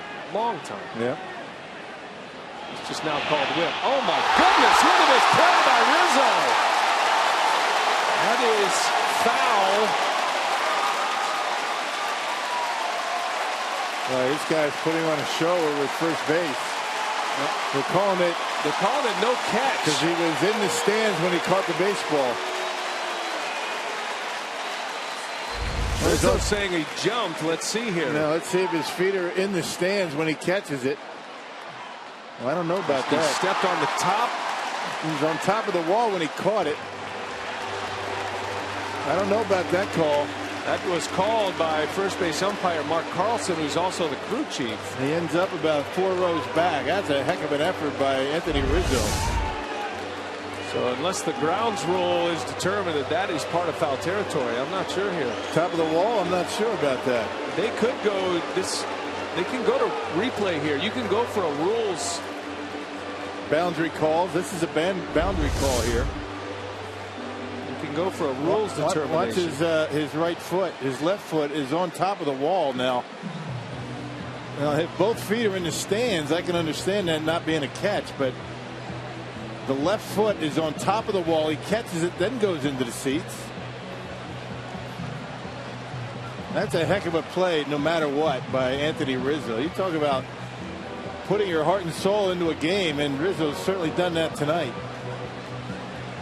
Ends up about 3 rows in the seats. And then look at him immediately making a throw. You can't make a throw from the seats, though. You can't make a throw from the seats.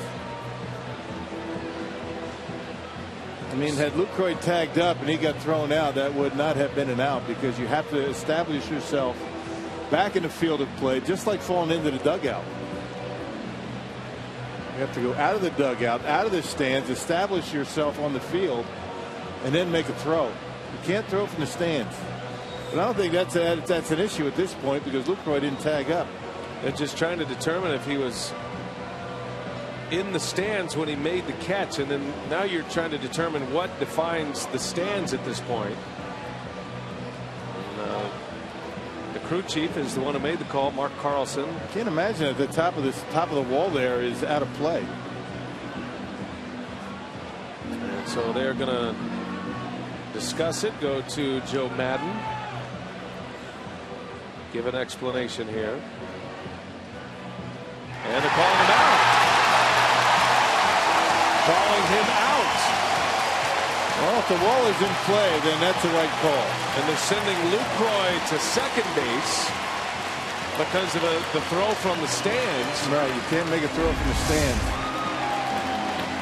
He's in play there. He's got 1 foot on top of the wall. You can't do that. You can't throw from the seats. Rizzo reacting to the call. And now Craig Counsell wanting an explanation. And sometimes, you just never know what you're going to see when you come to the ballpark. Yeah, but what an effort by Anthony Rizzo. The only mistake he made was making a throw from the stands. And he has to get an error on that, doesn't he? Well, I mean, you have to account for Lucroy right, to second. It's got to be an E3. Can you imagine making a play like that and getting an error? Counsell's heard what he needs to hear, and this is not going to a challenge, apparently. Maybe it's not reviewable. And a runner at second base with 2 outs, and here comes Joe Madden on his way to the mound, and he's going to make a pitching change here. So for the second consecutive game, he removes Hamill from the game early. Did so against the Giants in the 5th inning, and is going to bring on his left-hander Clayton Richard. We'll take a break. Hamill's out. Brewers down 2-1 with a tying run at second.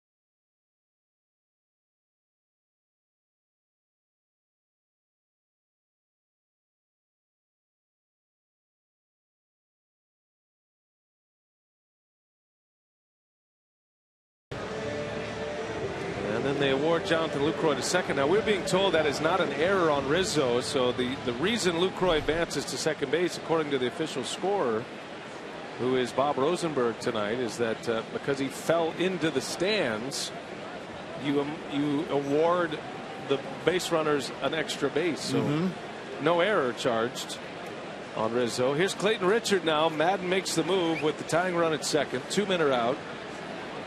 Anthony Rizzo just makes a whale of a play on Ryan Braun in foul territory, climbing up on the tarp, then on top of the retaining wall over there, and then just a great catch. Incredible concentration. He's putting on a show tonight. I mean, he's made some pretty good heads-up plays tonight, Anthony Rizzo. So he's not just a hitter, is he?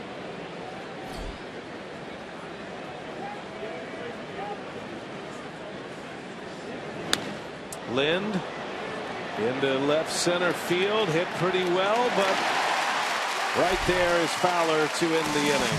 So the Brewers come up empty. What a great play by Rizzo. You'll be seeing that one all night tonight.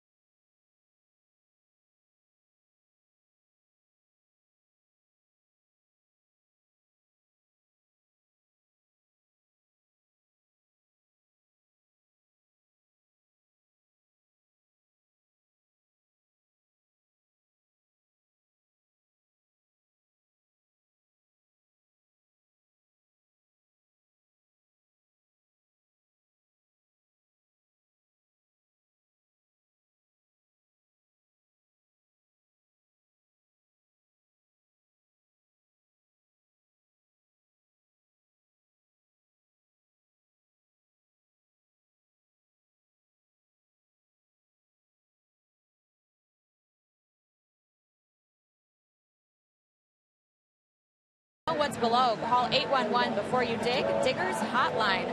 Cubs have a 2-1 lead here in the 6th, and you can join the Brewers Community Foundation for an evening with Hank Aaron on August 20th at Miller Park. The event will feature a conversation with legends Hank Aaron and Joe Torre. Funds raised will support the Hank Aaron Chasing the Dream Foundation.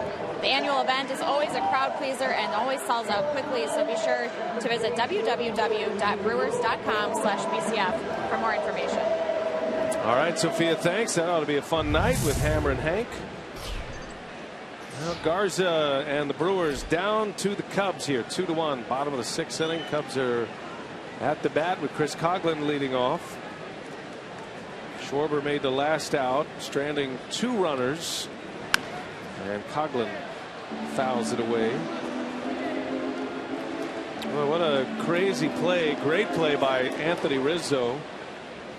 First ruled that Rizzo was in the stands, and it was ruled no catch by the umpire, Mark Carlson, and then the umpires got together and determined that it in fact was a catch, but that the base runner at first, Jonathan Lucroy, would be awarded second base. Yeah, rule 704C.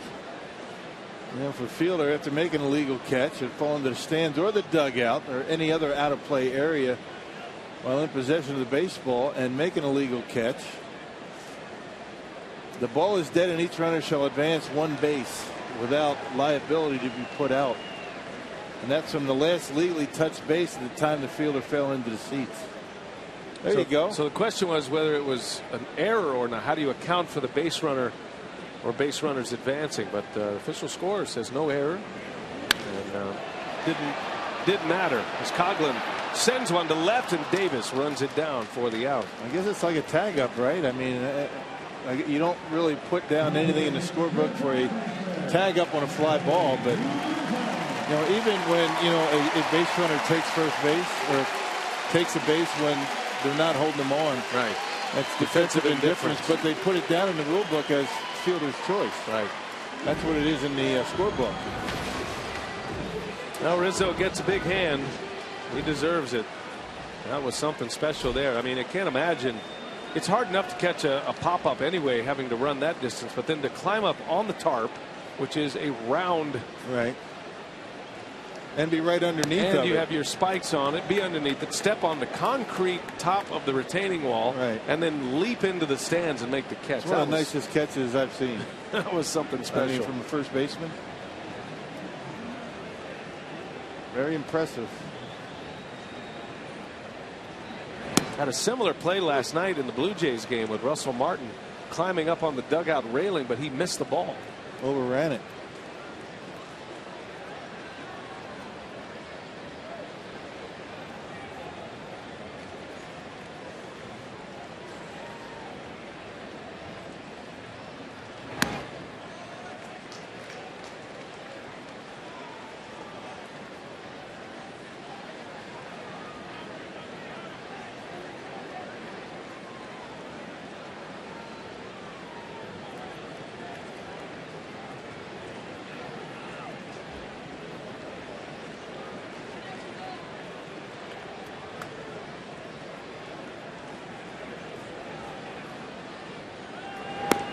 Rizzo takes a ball. 3-1 the count on Rizzo. He's played an inspired game defensively tonight. He's 0 for 2 at the plate, but he's had a couple of big moments. Made a throw to third to get Jeanette rounding the bag too far, and then he made a catch on a little pop-up, and then he made that catch on a foul pop on Ryan Braun, ending his at-bat.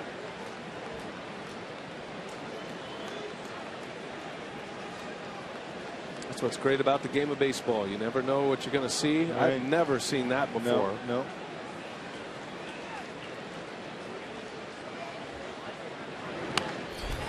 Rizzo gets jammed. Garza got one in on his hands, and Lind will make the catch for the second out. Been eating him up inside all night. Got behind 3-1. Threw him a two-seamer for a strike, got away from him, and then jammed him again with a fastball.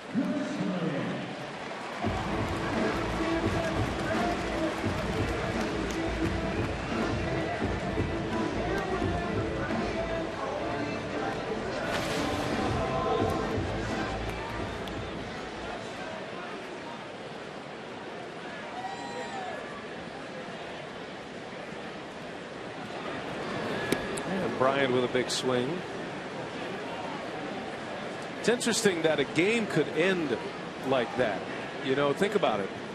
A player goes up, runner on third, tie game, 9th inning, makes a great catch like that, falls into the stands. Yep. A run scores. Right. Game over. Could be a walk-off. As long as there's not 2 outs. Official ruling. Right. Yeah. 2 outs, obviously the inning ends, and this was the play. Braun with a pop-up he thought was going to be close. Rizzo up on the tarp, on top of the retaining wall, makes a catch. That was the only mistake he made. He threw the ball from the stands. You have to come out of the stands, reestablish yourself to make a throw, but according to the rule book, 7.04C, once it goes completely into the stands with the baseball, runners advance. Good play over there by Perez. Takes a hit away from Bryant. 3 up, 3 down. Garza's pitching well. Let's see if the Brewers can get him some runs.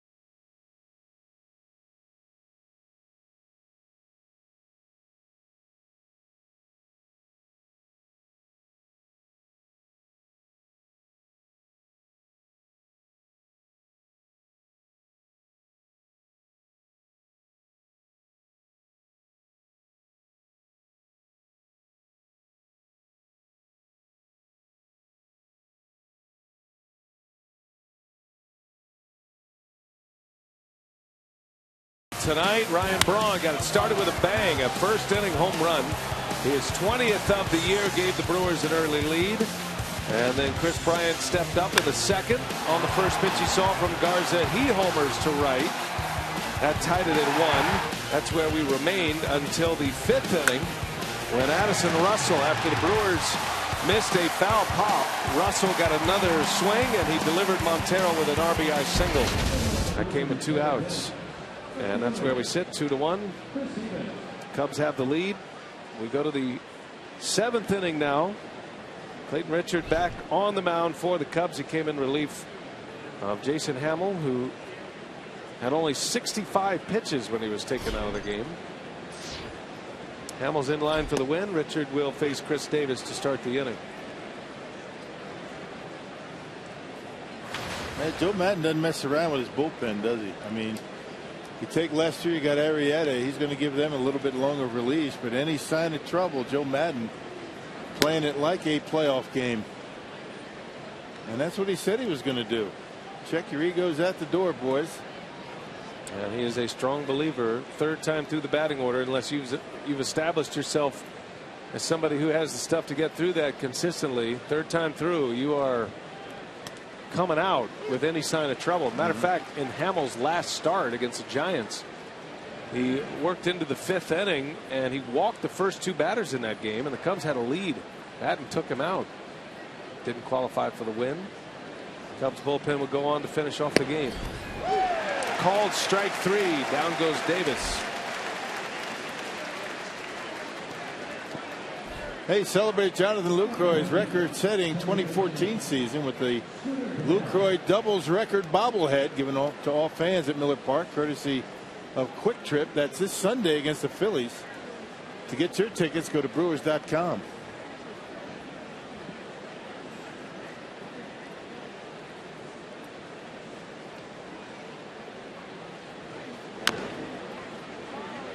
Richard, a good athlete, makes a play on Jeanette for out number 2. 1 unassisted, former Michigan football player. Hey, Richard came up to the Cubs when the Brewers were playing Chicago at Miller Park. Everybody thought it was going to be a one and done for Richard. He pitched pretty well, but they put him in the bullpen. So 3 lefties now for Chicago in their pen. And he's the long lefty, can give him multiple innings. He's only thrown 7 pitches. He's already recorded 3 outs.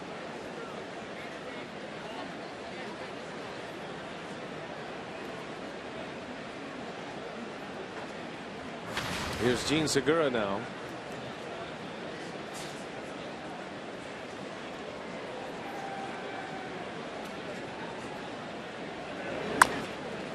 And a bouncer to second base. 8 pitches, 4 outs for Clayton Richard. Stretch time at Wrigley.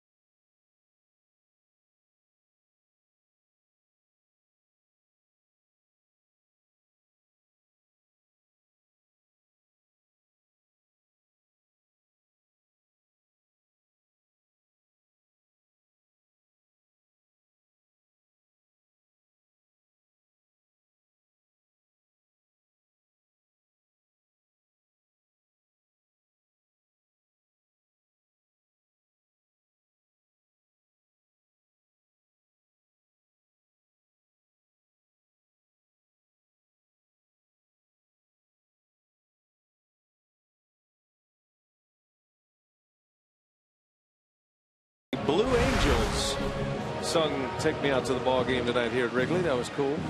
Miller Lite, what's on tap? Tyler Cravey tomorrow against the Cubs ace John Lester. They have 2 aces, Lester and Arrieta. And Lester has been dealing as of late. He's been one of the best pitchers in the game lately. That's an afternoon affair. 12:30 airtime on Fox Sports Wisconsin.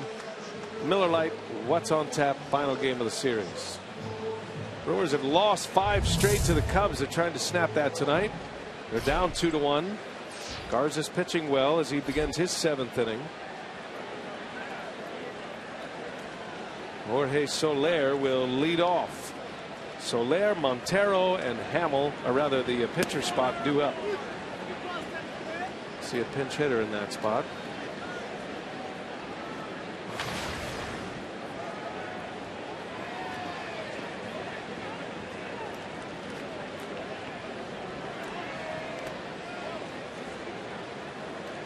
I don't get starstruck very often here at Wrigley or anywhere else, but here at Wrigley for the 7th inning stretch. But the Blue Angels, yeah, those are that's legit.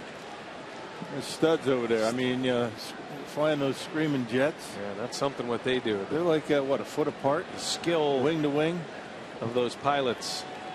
Yeah, they're soaking it up. They're hanging out in the booth, and they sung the 7th inning stretch. You're right. I agree with you. Impressive people. Those are the kind of guys I want on my side for an air attack. Yeah. Anything. Yeah, training that those guys go through, right? That's the danger they live with every single day when they go up there. All of our military. Yep.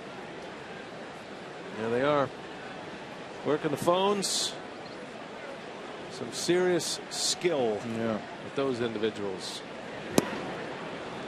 Swing and a miss. Soler strikes out. And the first out of the 7th inning. Garza with 4 Ks. As promised earlier in the game, we have selected the Data Strong fan photo of the game. Tweet your strongest fan photo to hashtag #WisDataStrongFan. Thank you to Dana. Dana Beth Marie. And I don't know which one's Dana. I know you're going to ask that. Which one do you figure Dana? I'm thinking Dana's in the middle right there. It's all brought to you by T-Mobile. T-Mobile, good job, Dana. Dana Beth Marie. I'll tell you, Garza's been impressive tonight as well. He's got a good live fastball, 94 still here in the 7th inning.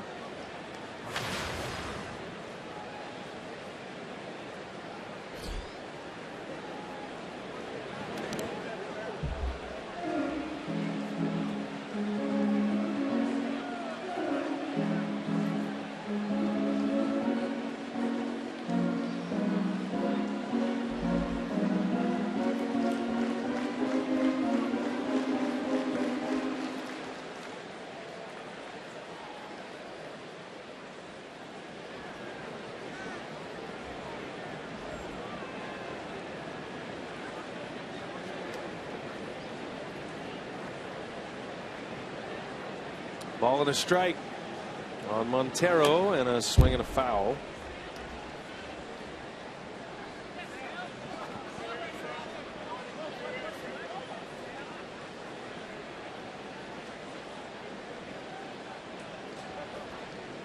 Matt Garza gave up a run on the Bryant homer in the 2nd. Russell drove one in the 5th. Cubs have just 3 hits tonight. Garza's walked 2 to go along with 4 Ks. Montero in the air to right, playable for Braun. And there is the 2nd out. And let's see what Madden does here with a pitcher coming up, pitcher spot coming up. Starlin Castro looks like the player off the bench.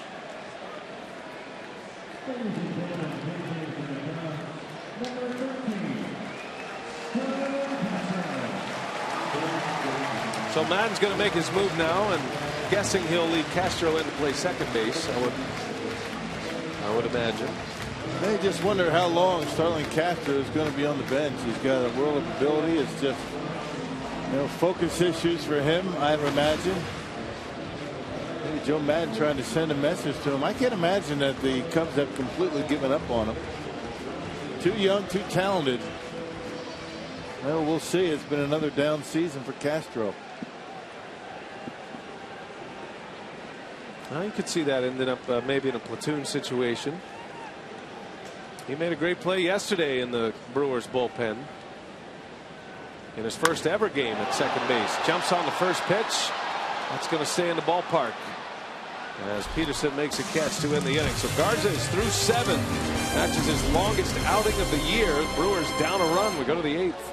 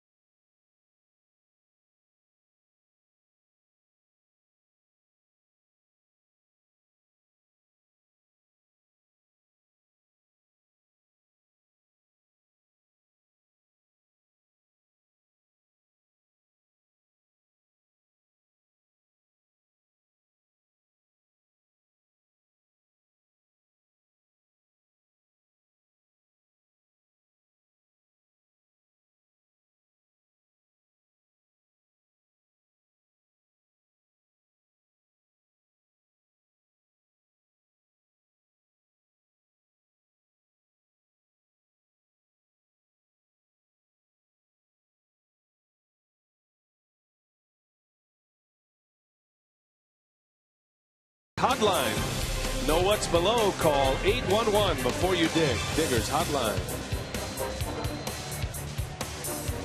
Starlin Castro will in fact stay in to play second base. Cubs lead 2-1 as we head to the 8th inning. And a reminder that weekdays, America's pregame show. Mike and Molly, they bring you live reports from around the country, latest NFL news, and they'll get you ready for a full night of MLB action.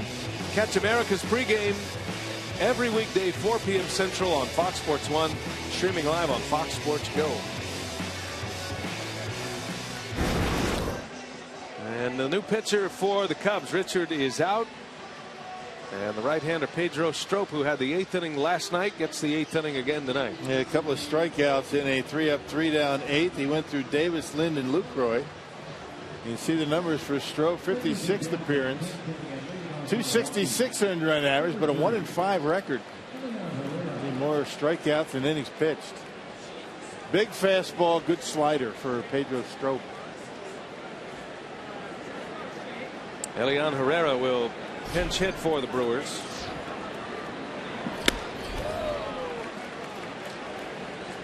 Counsell is going to call on 2 pinch hitters here in the 8th inning. He's got Herrera, the switch hitter, leading off. Logan Schaefer will hit next for Garza. Garza pitched well, 7 innings, 2 runs. Should not have allowed that second run. The Brewers, it was a difficult play, but a play that they should have made on a foul pop into the bullpen area on the first base side. And then shortly thereafter, Garza gave up the RBI single with 2 outs that gave the Cubs the lead. Yeah, very next pitch. That curved ball to Addison Russell. He hit into center field.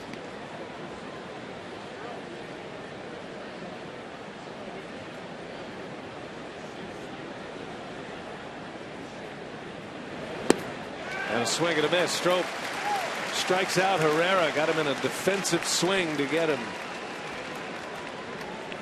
And Cubs pitching has now retired 6 straight. And nasty slider. Hey, reminder that this Friday is another student night at Miller Park. All high school and college students can purchase $10 Terrace Reserve or $15 Lowe's bleacher tickets, plus enjoy a special $3 pregame menu. For details, go to brewers.com/students.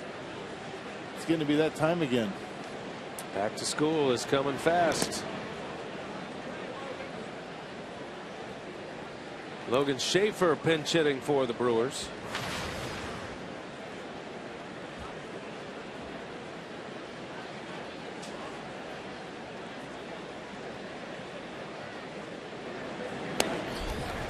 Strop. He's got some swings and misses going early. 1 ball, 1 strike. Schaefer got a start last night, his first start since coming back up to the big leagues, and was in the lineup. Schaefer was 1 for 4, had an infield hit.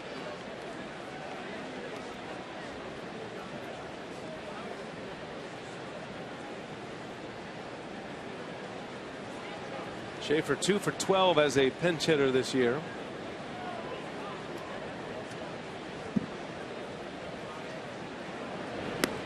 And a strike. Yeah, backup slider right on the outside corner.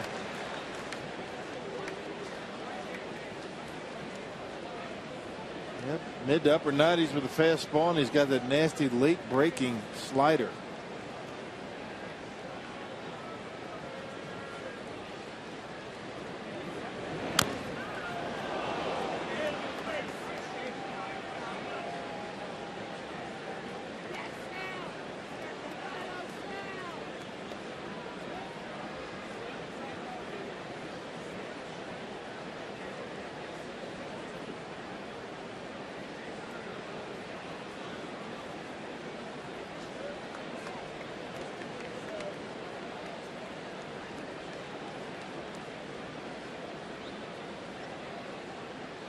Two and a swing and a miss. Back-to-back strikeouts for Strop. And using a breaking ball quite a bit. Man, looked like a changeup that time, or I'm not sure about the velocity, but a pretty good sink on it.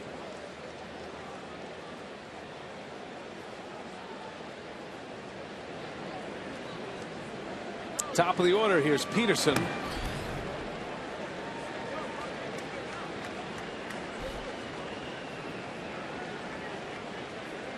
Cubs bullpen's been impressive. 6 straight outs and 3 strikeouts in that mix. Clayton Richard got 4 outs on just 8 pitches. Came in relief of Jason Hamill. Hamill goes 5 2/3 with 1 earned run. He's in line for the win. Cubs bullpen the last 2 nights, 5 2/3 innings, no runs. And Peterson into left center, a base hit. And there's the tying run aboard. Peterson keeps getting his hits. Feels like every night he gets a hit, and he is on in a big spot. 2-out single to left center. Yeah, his first hit of the ball game. Hey, 2-0 pitch and able to hit it hard into left. That's what's impressive about Shane Peterson, not trying to pull the baseball. Yeah, so the tying run at first base. Peterson runs pretty well. And that'll give Lucroy an at-bat at the plate, presented by Wendy's tonight. And a line drive out in the 3rd, then had a little flare fall in shallow right in the 6th inning. Deserved that one. He's had 3 line drive outs in this series. That skips away, and on his way to second base goes Peterson. Yeah, huge right there. So now the tying run is in scoring position. Slider in the dirt. Montero tried to backhand it, and good baseball instincts by Peterson to be able to get into scoring position. Not exactly the way you draw it up. Initially he had it close, but then kicked it away from him.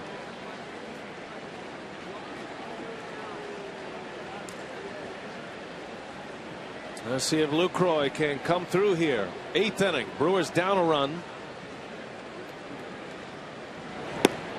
And a strike on the outside corner.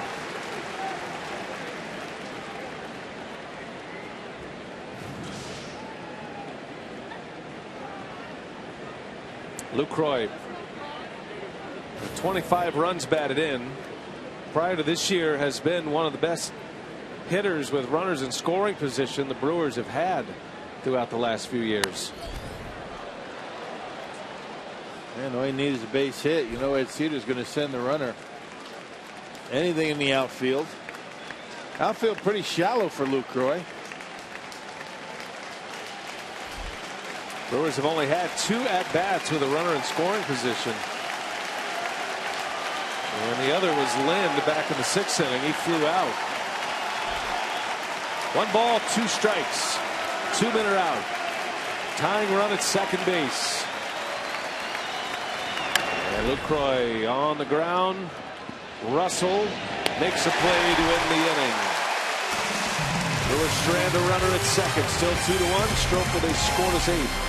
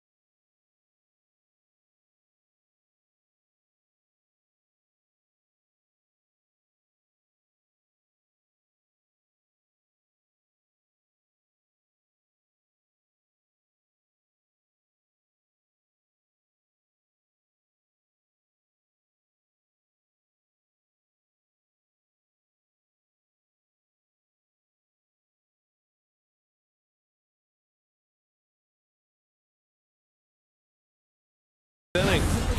And Matt Garza tonight. Impressive. He's on the hook for the loss right now, but back-to-back starts. He's in our Marshfield Clinic shining moment of the game, and he looks healthy and he looks strong and he pitched well tonight. Yeah, last time out against San Diego was a curveball, but boy, he used the fastball very effectively. Able to throw it on the inside part of the plate, ate up a number of Cubs hitters and looked good. So 5 outings now for Garza since returning from the disabled list, and all of them have been pretty good.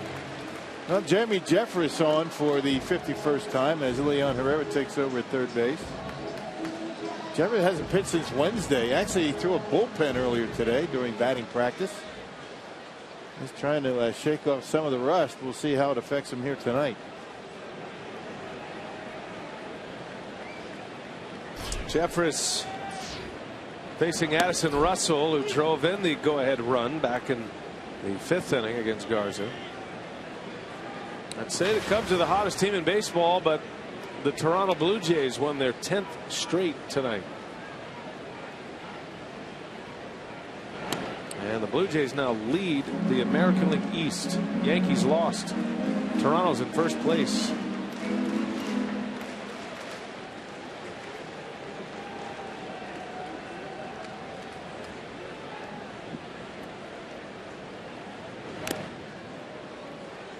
Going to get down to the wire. There's going to be a lot of good races down the stretch.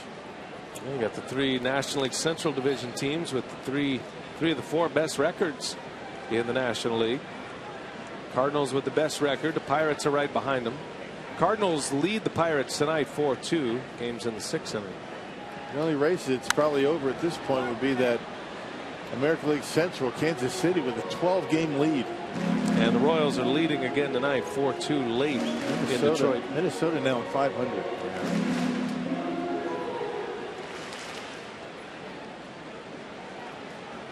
Twins have a big lead over the Rangers tonight going into the 7th at home 11-1. They've had a bit of a collapse since the All-Star break, the worst record in baseball. Swing and a miss. Jeffress strikes out Russell. First out of the inning. Well, the big fastball has worked all night against this Cub lineup.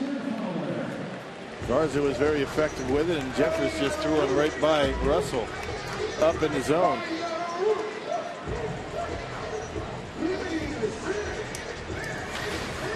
Dexter Fowler. Thing about the Blue Jays, they have a 10-game winning streak now. They had an 11-game winning streak earlier this year. You put a couple of winning streaks like that, and you better make it to the playoffs. They've got the kind of team now. They look like a juggernaut. Not just Tulowitzki, which was a huge addition, but David Price as well, fronting that rotation now. Yeah, 2 different streaks. You go 21-0. Yeah, that'll help you. You know who's pitching well for him is Marco Estrada, whom the Brewers traded for Adam Lind. He's having a good year. He's a 10-game winner this year. Very dependable starting pitcher. Gives you some innings.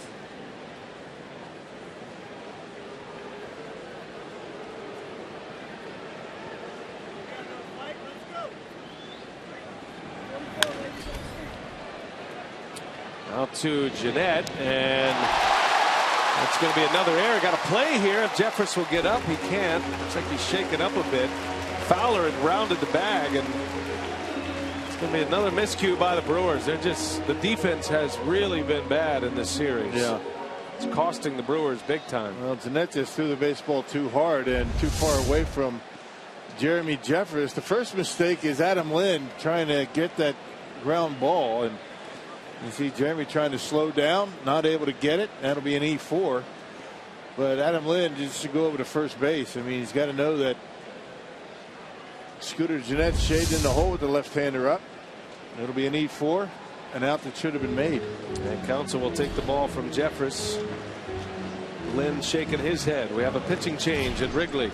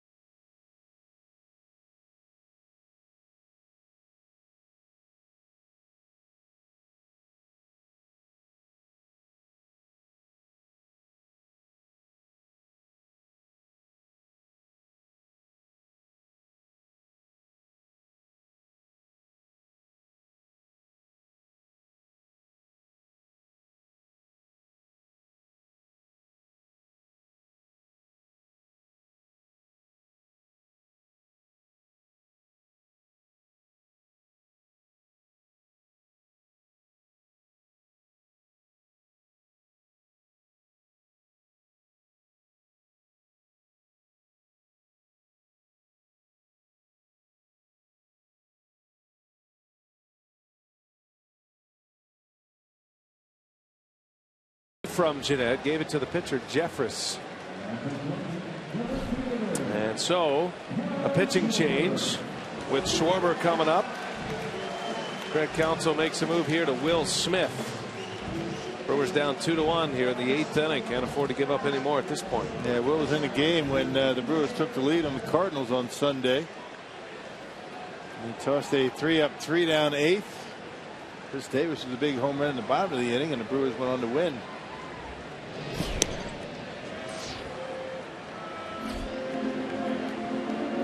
That's a tough error for the pitcher right there. Yeah, it is. That's a tough throw. A lot on it, trying to find the bag and the baseball at the same time. Snap throw to first. Fowler's back. Fowler's a threat to run here. Got Schwarber at the plate. On deck is Chris DeNorfia. He will hit in that pitcher spot.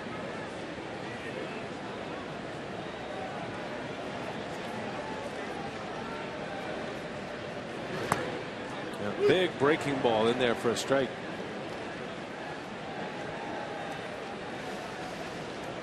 Looking ahead to the Brewers' 9th.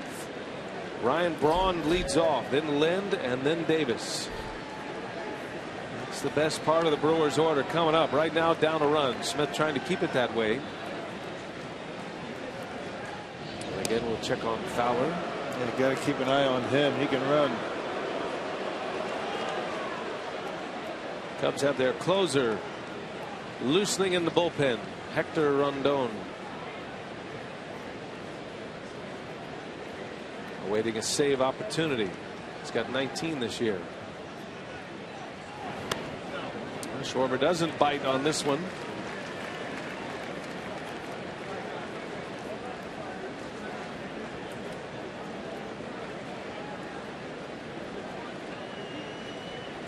One out. Runner at first after an error.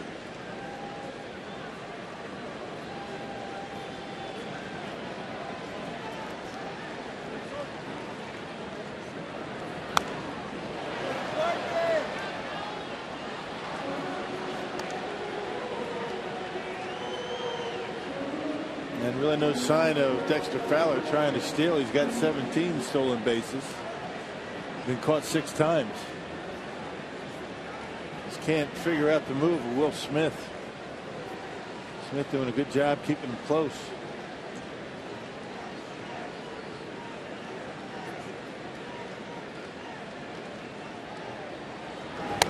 Got him. Smith strikes him out. Went with a fastball. And Schwarber is gone. Hitless in the series is Schwarber. Second out of the inning for the Brewers. And that's a pitch that he's having a difficult time laying off of, the high fastball.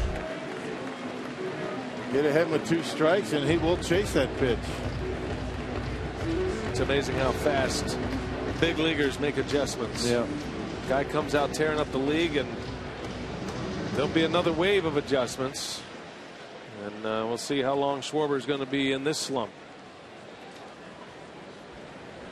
Here's Denorfia, pinch hitting.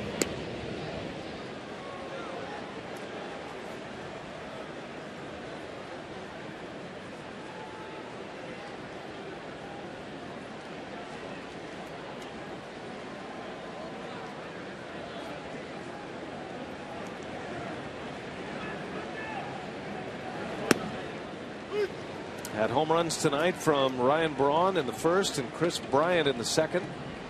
Cubs took the lead with an RBI single by Addison Russell in the 5th. And there was a great catch going into foul territory and into the stands. Anthony Rizzo. That's the one you're going to see all night tonight everywhere. It's one of the better plays of the year. Yeah, I haven't seen a better play by a first baseman anyway.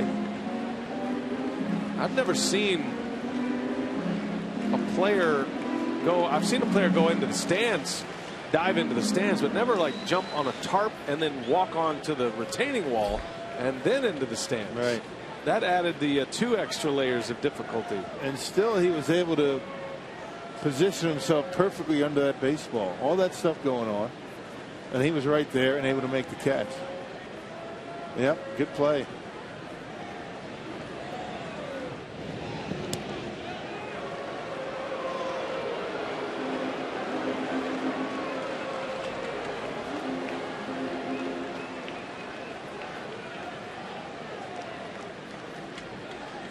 Smith trying to get the Brewers to the dugout, give them a chance in the 9th. Down a run against the Cubs closer Rondon.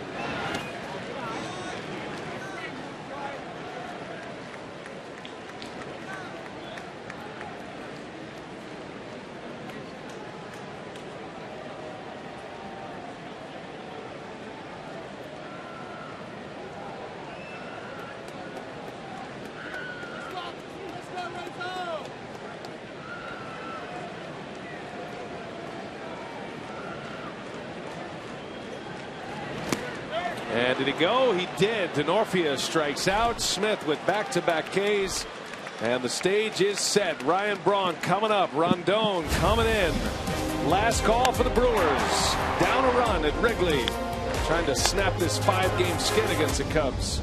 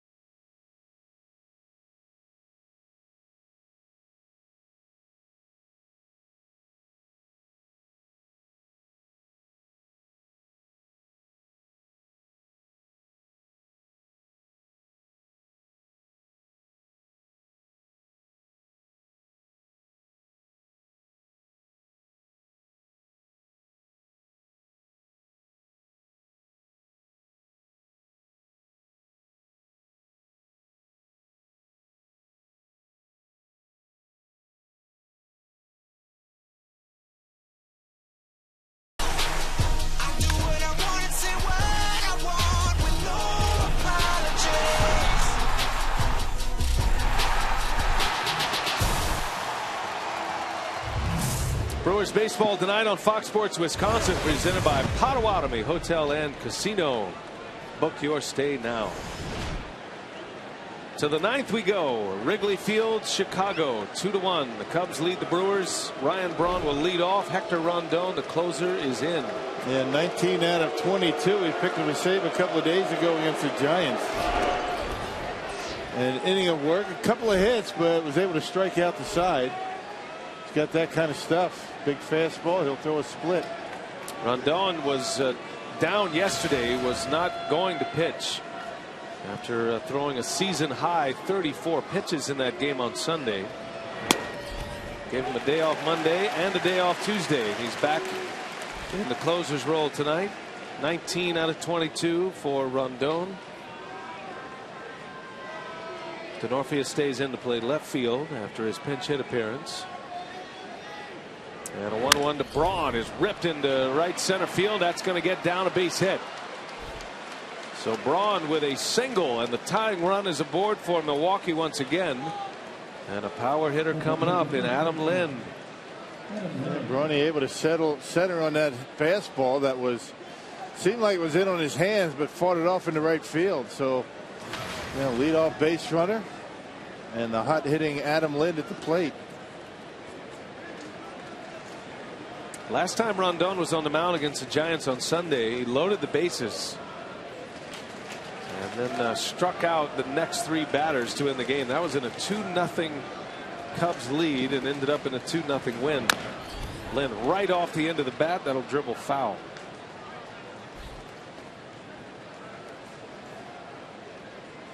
Last night, Joe Madden went to Jeff Russell to close the game out. His first save of the year. Madden has been spreading out the save opportunities this year. 7 different Cubs have saves. It was Russell's first save.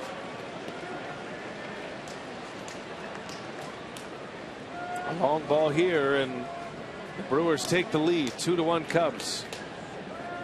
And Lind back up the middle, ranging over is Russell. Oh, he can't make the play. And Braun safe at second. Maybe trying to get too much out of that was the young shortstop. And everybody's safe, and now 2 on with nobody out to start the 9th inning. Yeah, trying to maybe turn a double play. Tried to be a little bit too quick. And Castro not able to keep it in the glove. Yeah, everybody did the right thing, but a bad throw by Addison Russell and the backhanded flip, and the Brewers are in business now. Hey, it looked like Braun's slide went right into the right hand, the throwing hand of Starlin Castro. That's going to be a fielder's choice and an error. Error on the shortstop. 2 on, nobody out. Here's Chris Davis.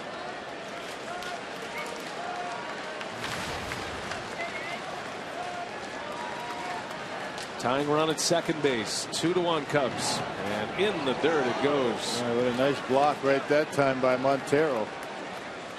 Well, if anybody can handle the 96 from Rondon, it's going to be Chris Davis. He's a good fastball hitter. That's why he started him out with a slider. Yes. His home run against Broxton against a 96-mile-an-hour fastball that proved to be a game winner at Miller Park Sunday.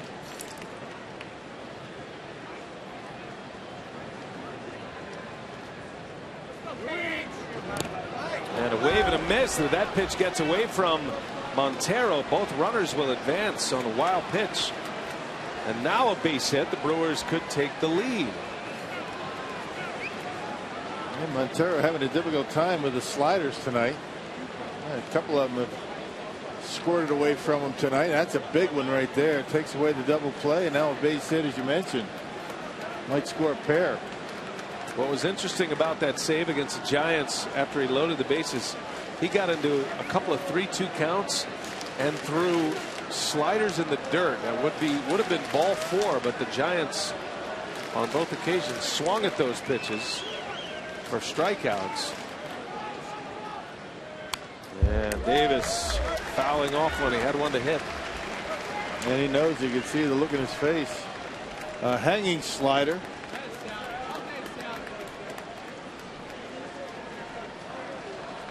mentioned that Rondon, 19 out of 22. He's converted his last 10. There was a base hit away from snapping that streak. Lynn does not run well. Braun certainly does. Fly ball medium deep would do the job to get Braun home. 1-2 the count. And Davis stays alive. 97 upstairs. Only the Cardinals have more one-run wins than the Chicago Cubs this year. Cubs have 25 one-run wins this season. 25 of their 63 wins.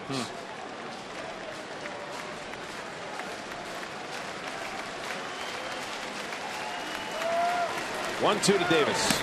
Got it. Struck him out. That's the last thing the Brewers needed. Cubs had their infield back. They were going to concede a run, but a strikeout and the first out of the inning. Once again, going with a slider. This time, Montero able to keep it close, keep it in front of him. Picks it right off the dirt. Here is Scooter Gennett. Another great thing about baseball. Have a tough night. Scooter has defensively. Game gives you a chance at redemption. He's got a chance to drive in 1, maybe 2 runs here. And had a big swing. He fouls it back. That's the hardest fastball he's thrown yet. 98. And Scooter had a good swing at it, just a little bit underneath.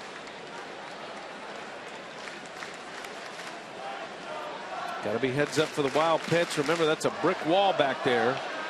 And the ball can carry him back to the catcher quickly. Braun has to be ready to run, but you got to be on your toes.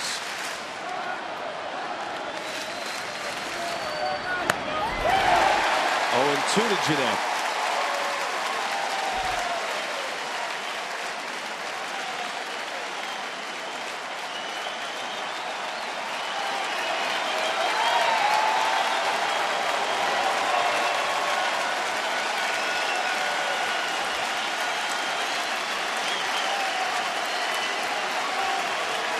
Got to put the ball in play.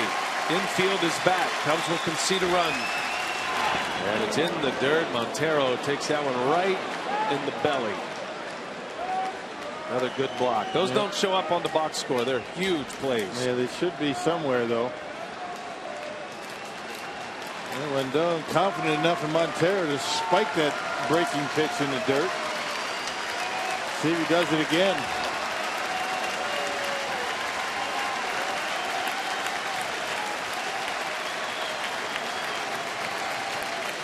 Tying run 90 feet away. A hit and an error to start this inning. A wild pitch moved him to second and third. The 1-2. Gennett strikes out. 2 outs.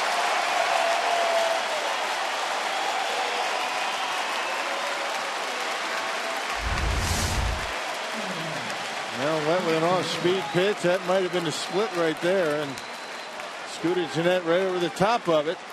So second and third, nobody out. And now the Brewers have back-to-back strikeouts. And here's Gene Segura. Segura, a first pitch swinger.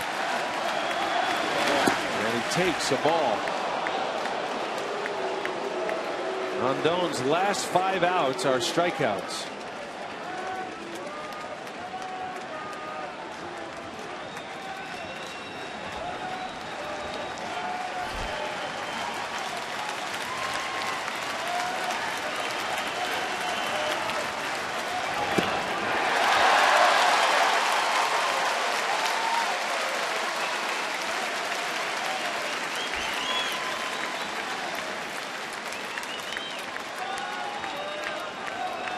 One ball, 1 strike on Segura.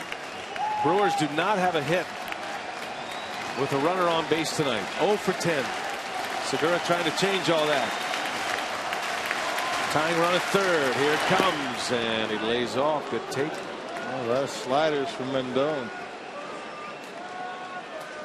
If you're Adam Lind right now, you have to get a big lead and And a big secondary lead to try to score on a base hit. He's not off the bag very much. No, not really getting much of a secondary lead either. Nobody holding him on. You got to have a better lead than that. Cubs infielders aren't giving up the hole to make a play on him. 2-1 pitch. 2-2.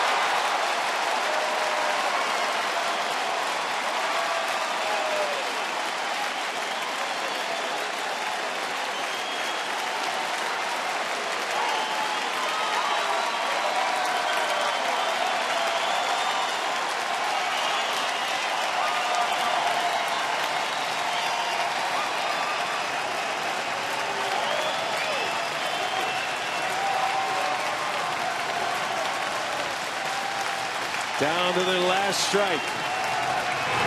And it gets away from Montero. Here comes Braun. And he will score. This game is all tied. And no excuse for that. If you're a catcher, you got to block that pitch. And the Brewers able to get their run. And the wild pitch playing a big part of it. And Rondon consistently throwing that slider down in the dirt. Montero blocking a few of them, but not able to come up with that one. Big league catchers have to block that. And Montero not able to do it in this inning. Got a piece of it, but squirted away. Brewers tie it up. And now a base hit. They're driving the go-ahead run. How about another wild pitch? And the 3-2, a swing and a miss. Segura strikes out. The inning is over. But the Brewers tie it. First blown save since May 22nd. We go to the bottom of the ninth.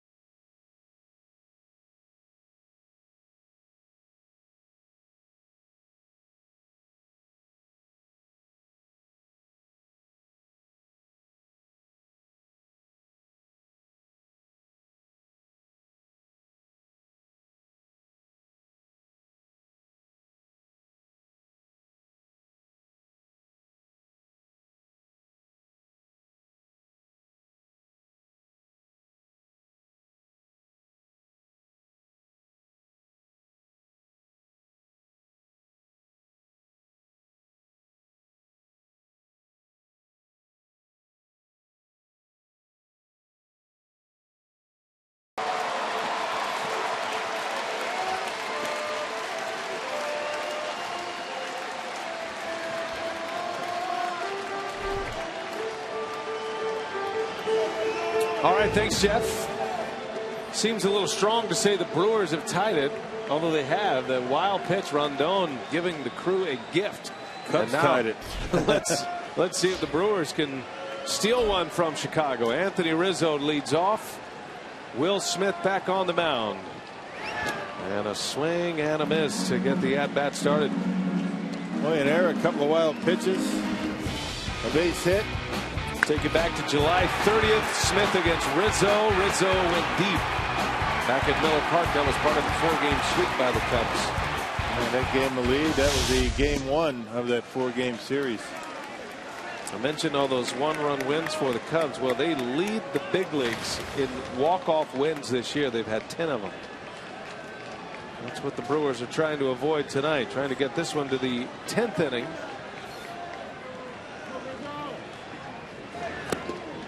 Well, the home run that Rizzo hit off of Will Smith was a 2-strike slider. It is a 3-run shot.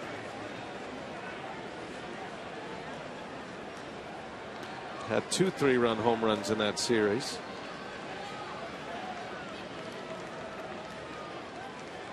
Two balls and a strike on Rizzo. And it's low and away. 3-1. What the power hitting Chris Bryant do next?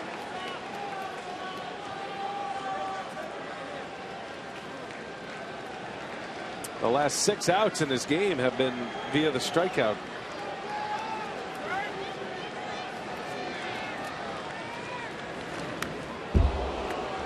And a big swing at it. Another slider in on him. It's not where Will Smith wanted it, but it worked out pretty well for him.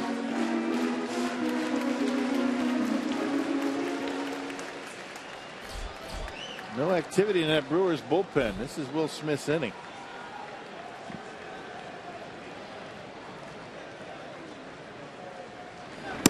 Inside, he walks him. Leadoff walk in the 9th. And now Bryant's coming up.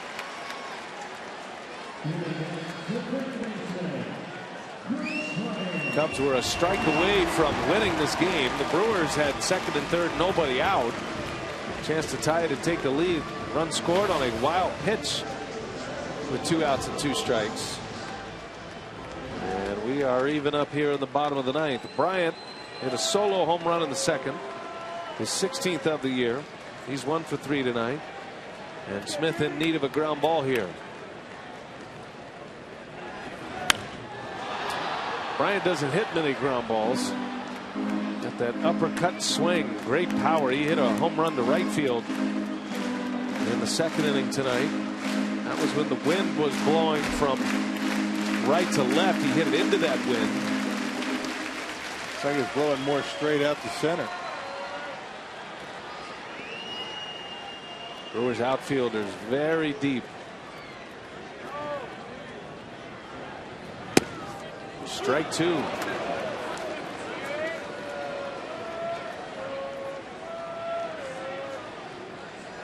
Giants lost today. The Cubs are ahead of the Giants for the 2nd wild card spot.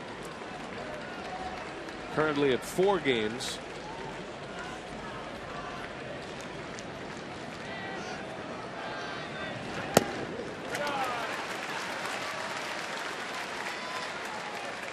Cubs also have their eyes on the Pittsburgh Pirates, the team ahead of them in the wild card standings. Right now the Cardinals lead the Pirates 4-2 in the 8th. Cubs started play today 2.5 back of the Pirates.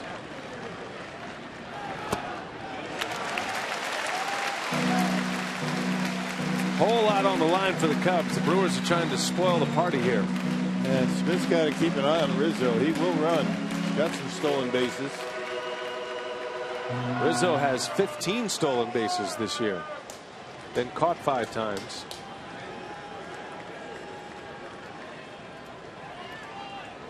Two to Bryant.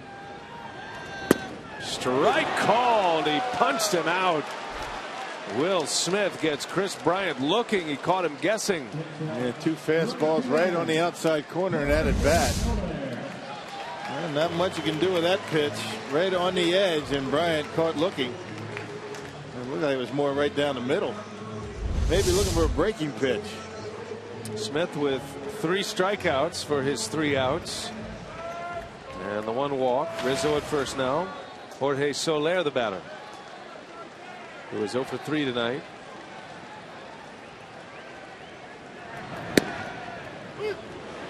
The last 7 outs of this game have been strikeouts.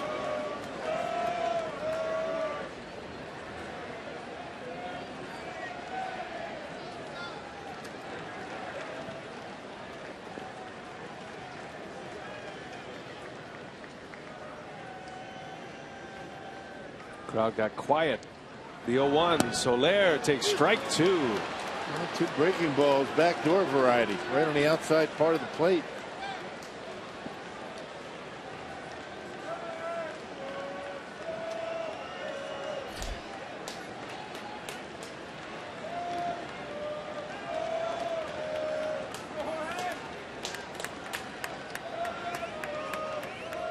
See what he does here. Smith from the wide. Rizzo goes. Broken bat. Little pop up on the run. Segura makes a catch. Going to have a double play here as Segura will run it in.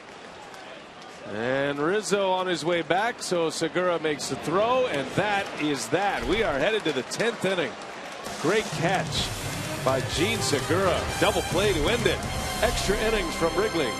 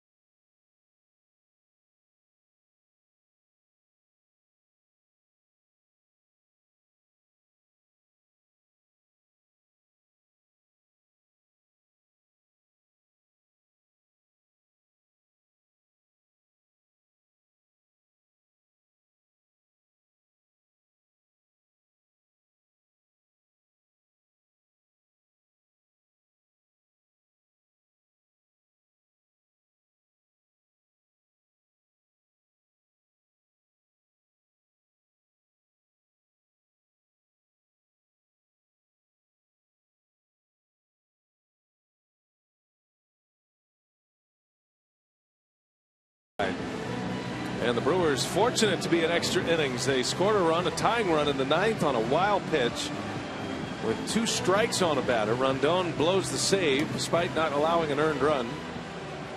And here we are in the 10th. Tommy Hunter will get the ball for the Cubs. He was acquired at the trade deadline from the Baltimore Orioles in exchange for Junior Lake, who the Cubs thought was going to be a pretty good player.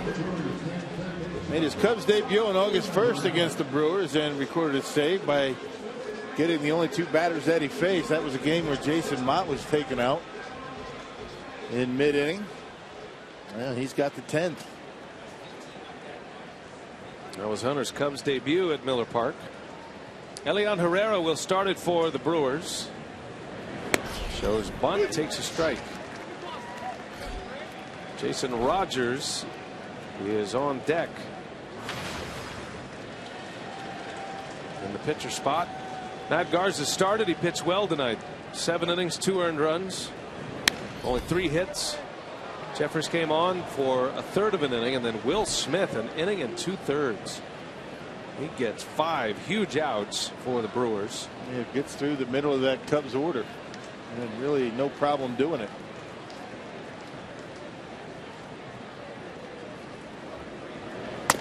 Herrera strikes out on 3 pitches. Tommy Hunter with a K to start the inning. 4 straight strikeouts for Cubs pitching. Another guy coming out of that Cubs pen, bringing it pretty good. 97 for Tommy Hunter.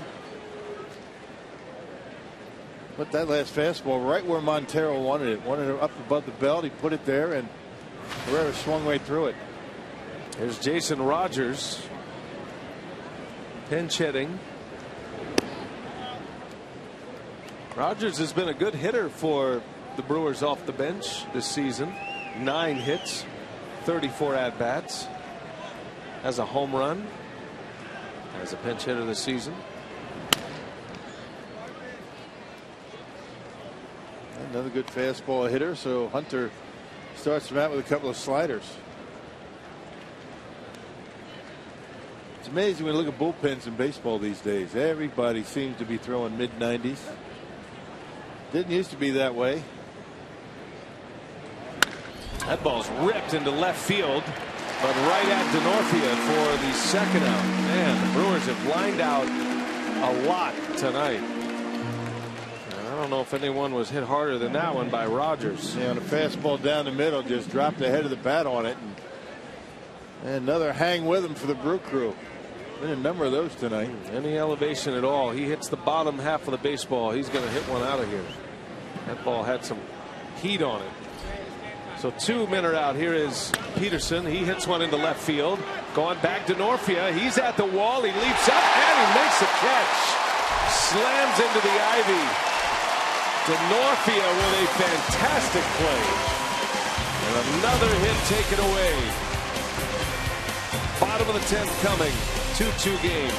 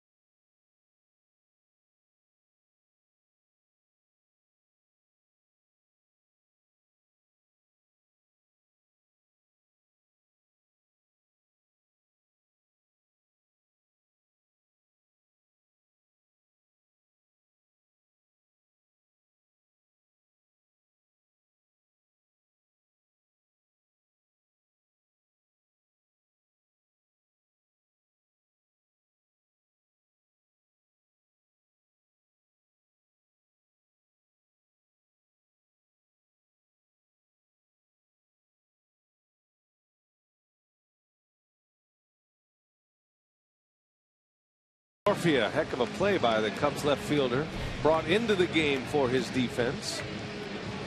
And we go to the bottom of the 10th now. Cubs are coming up. Michael Blazek is the next Brewer pitcher after Will Smith went an inning and 2/3. Yeah, Blazek last pitched on Thursday against the Padres and tossed 2 scoreless innings. Another guy that had a very brief side session during Brewers batting practice today just to get some work in. 45th appearance for Blazek, a 5-2 record. He's looking to go to 6-2 tonight. And a 226 earned run average. He's got Miguel Montero to lead off. The Cubs catcher who's been blocking balls all night long. Well. And then the one that got away with a runner at third and 2 outs and 2 strikes on the hitter. That allowed the Brewers to tie it. Braun scored on that wild pitch in the 9th. Delivered by Rondon.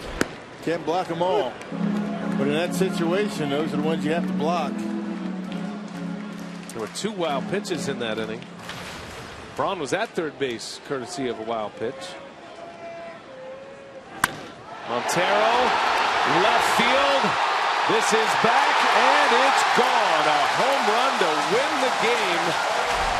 Miguel Montero with a walk-off. Cubs win 3-2.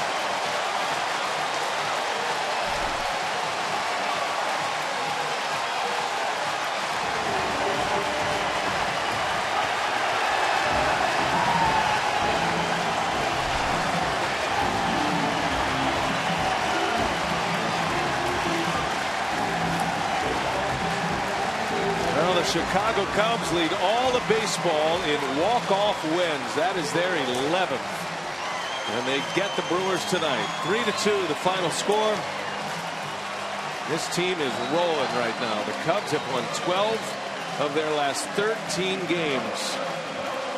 And redemption, that's what this game's all about, right? Montero let the wild pitch get by to tie the game, and on the first pitch sends the Cub fans home happy tonight. Cubs could be a game and a half behind the Pirates in the wild card race. They are now 4.5 up on the Giants for the second wild card spot. Time for Brewers Live. Let's send it out to Jeff Grayson. He's in our Fox Sports Wisconsin studio. Jeff.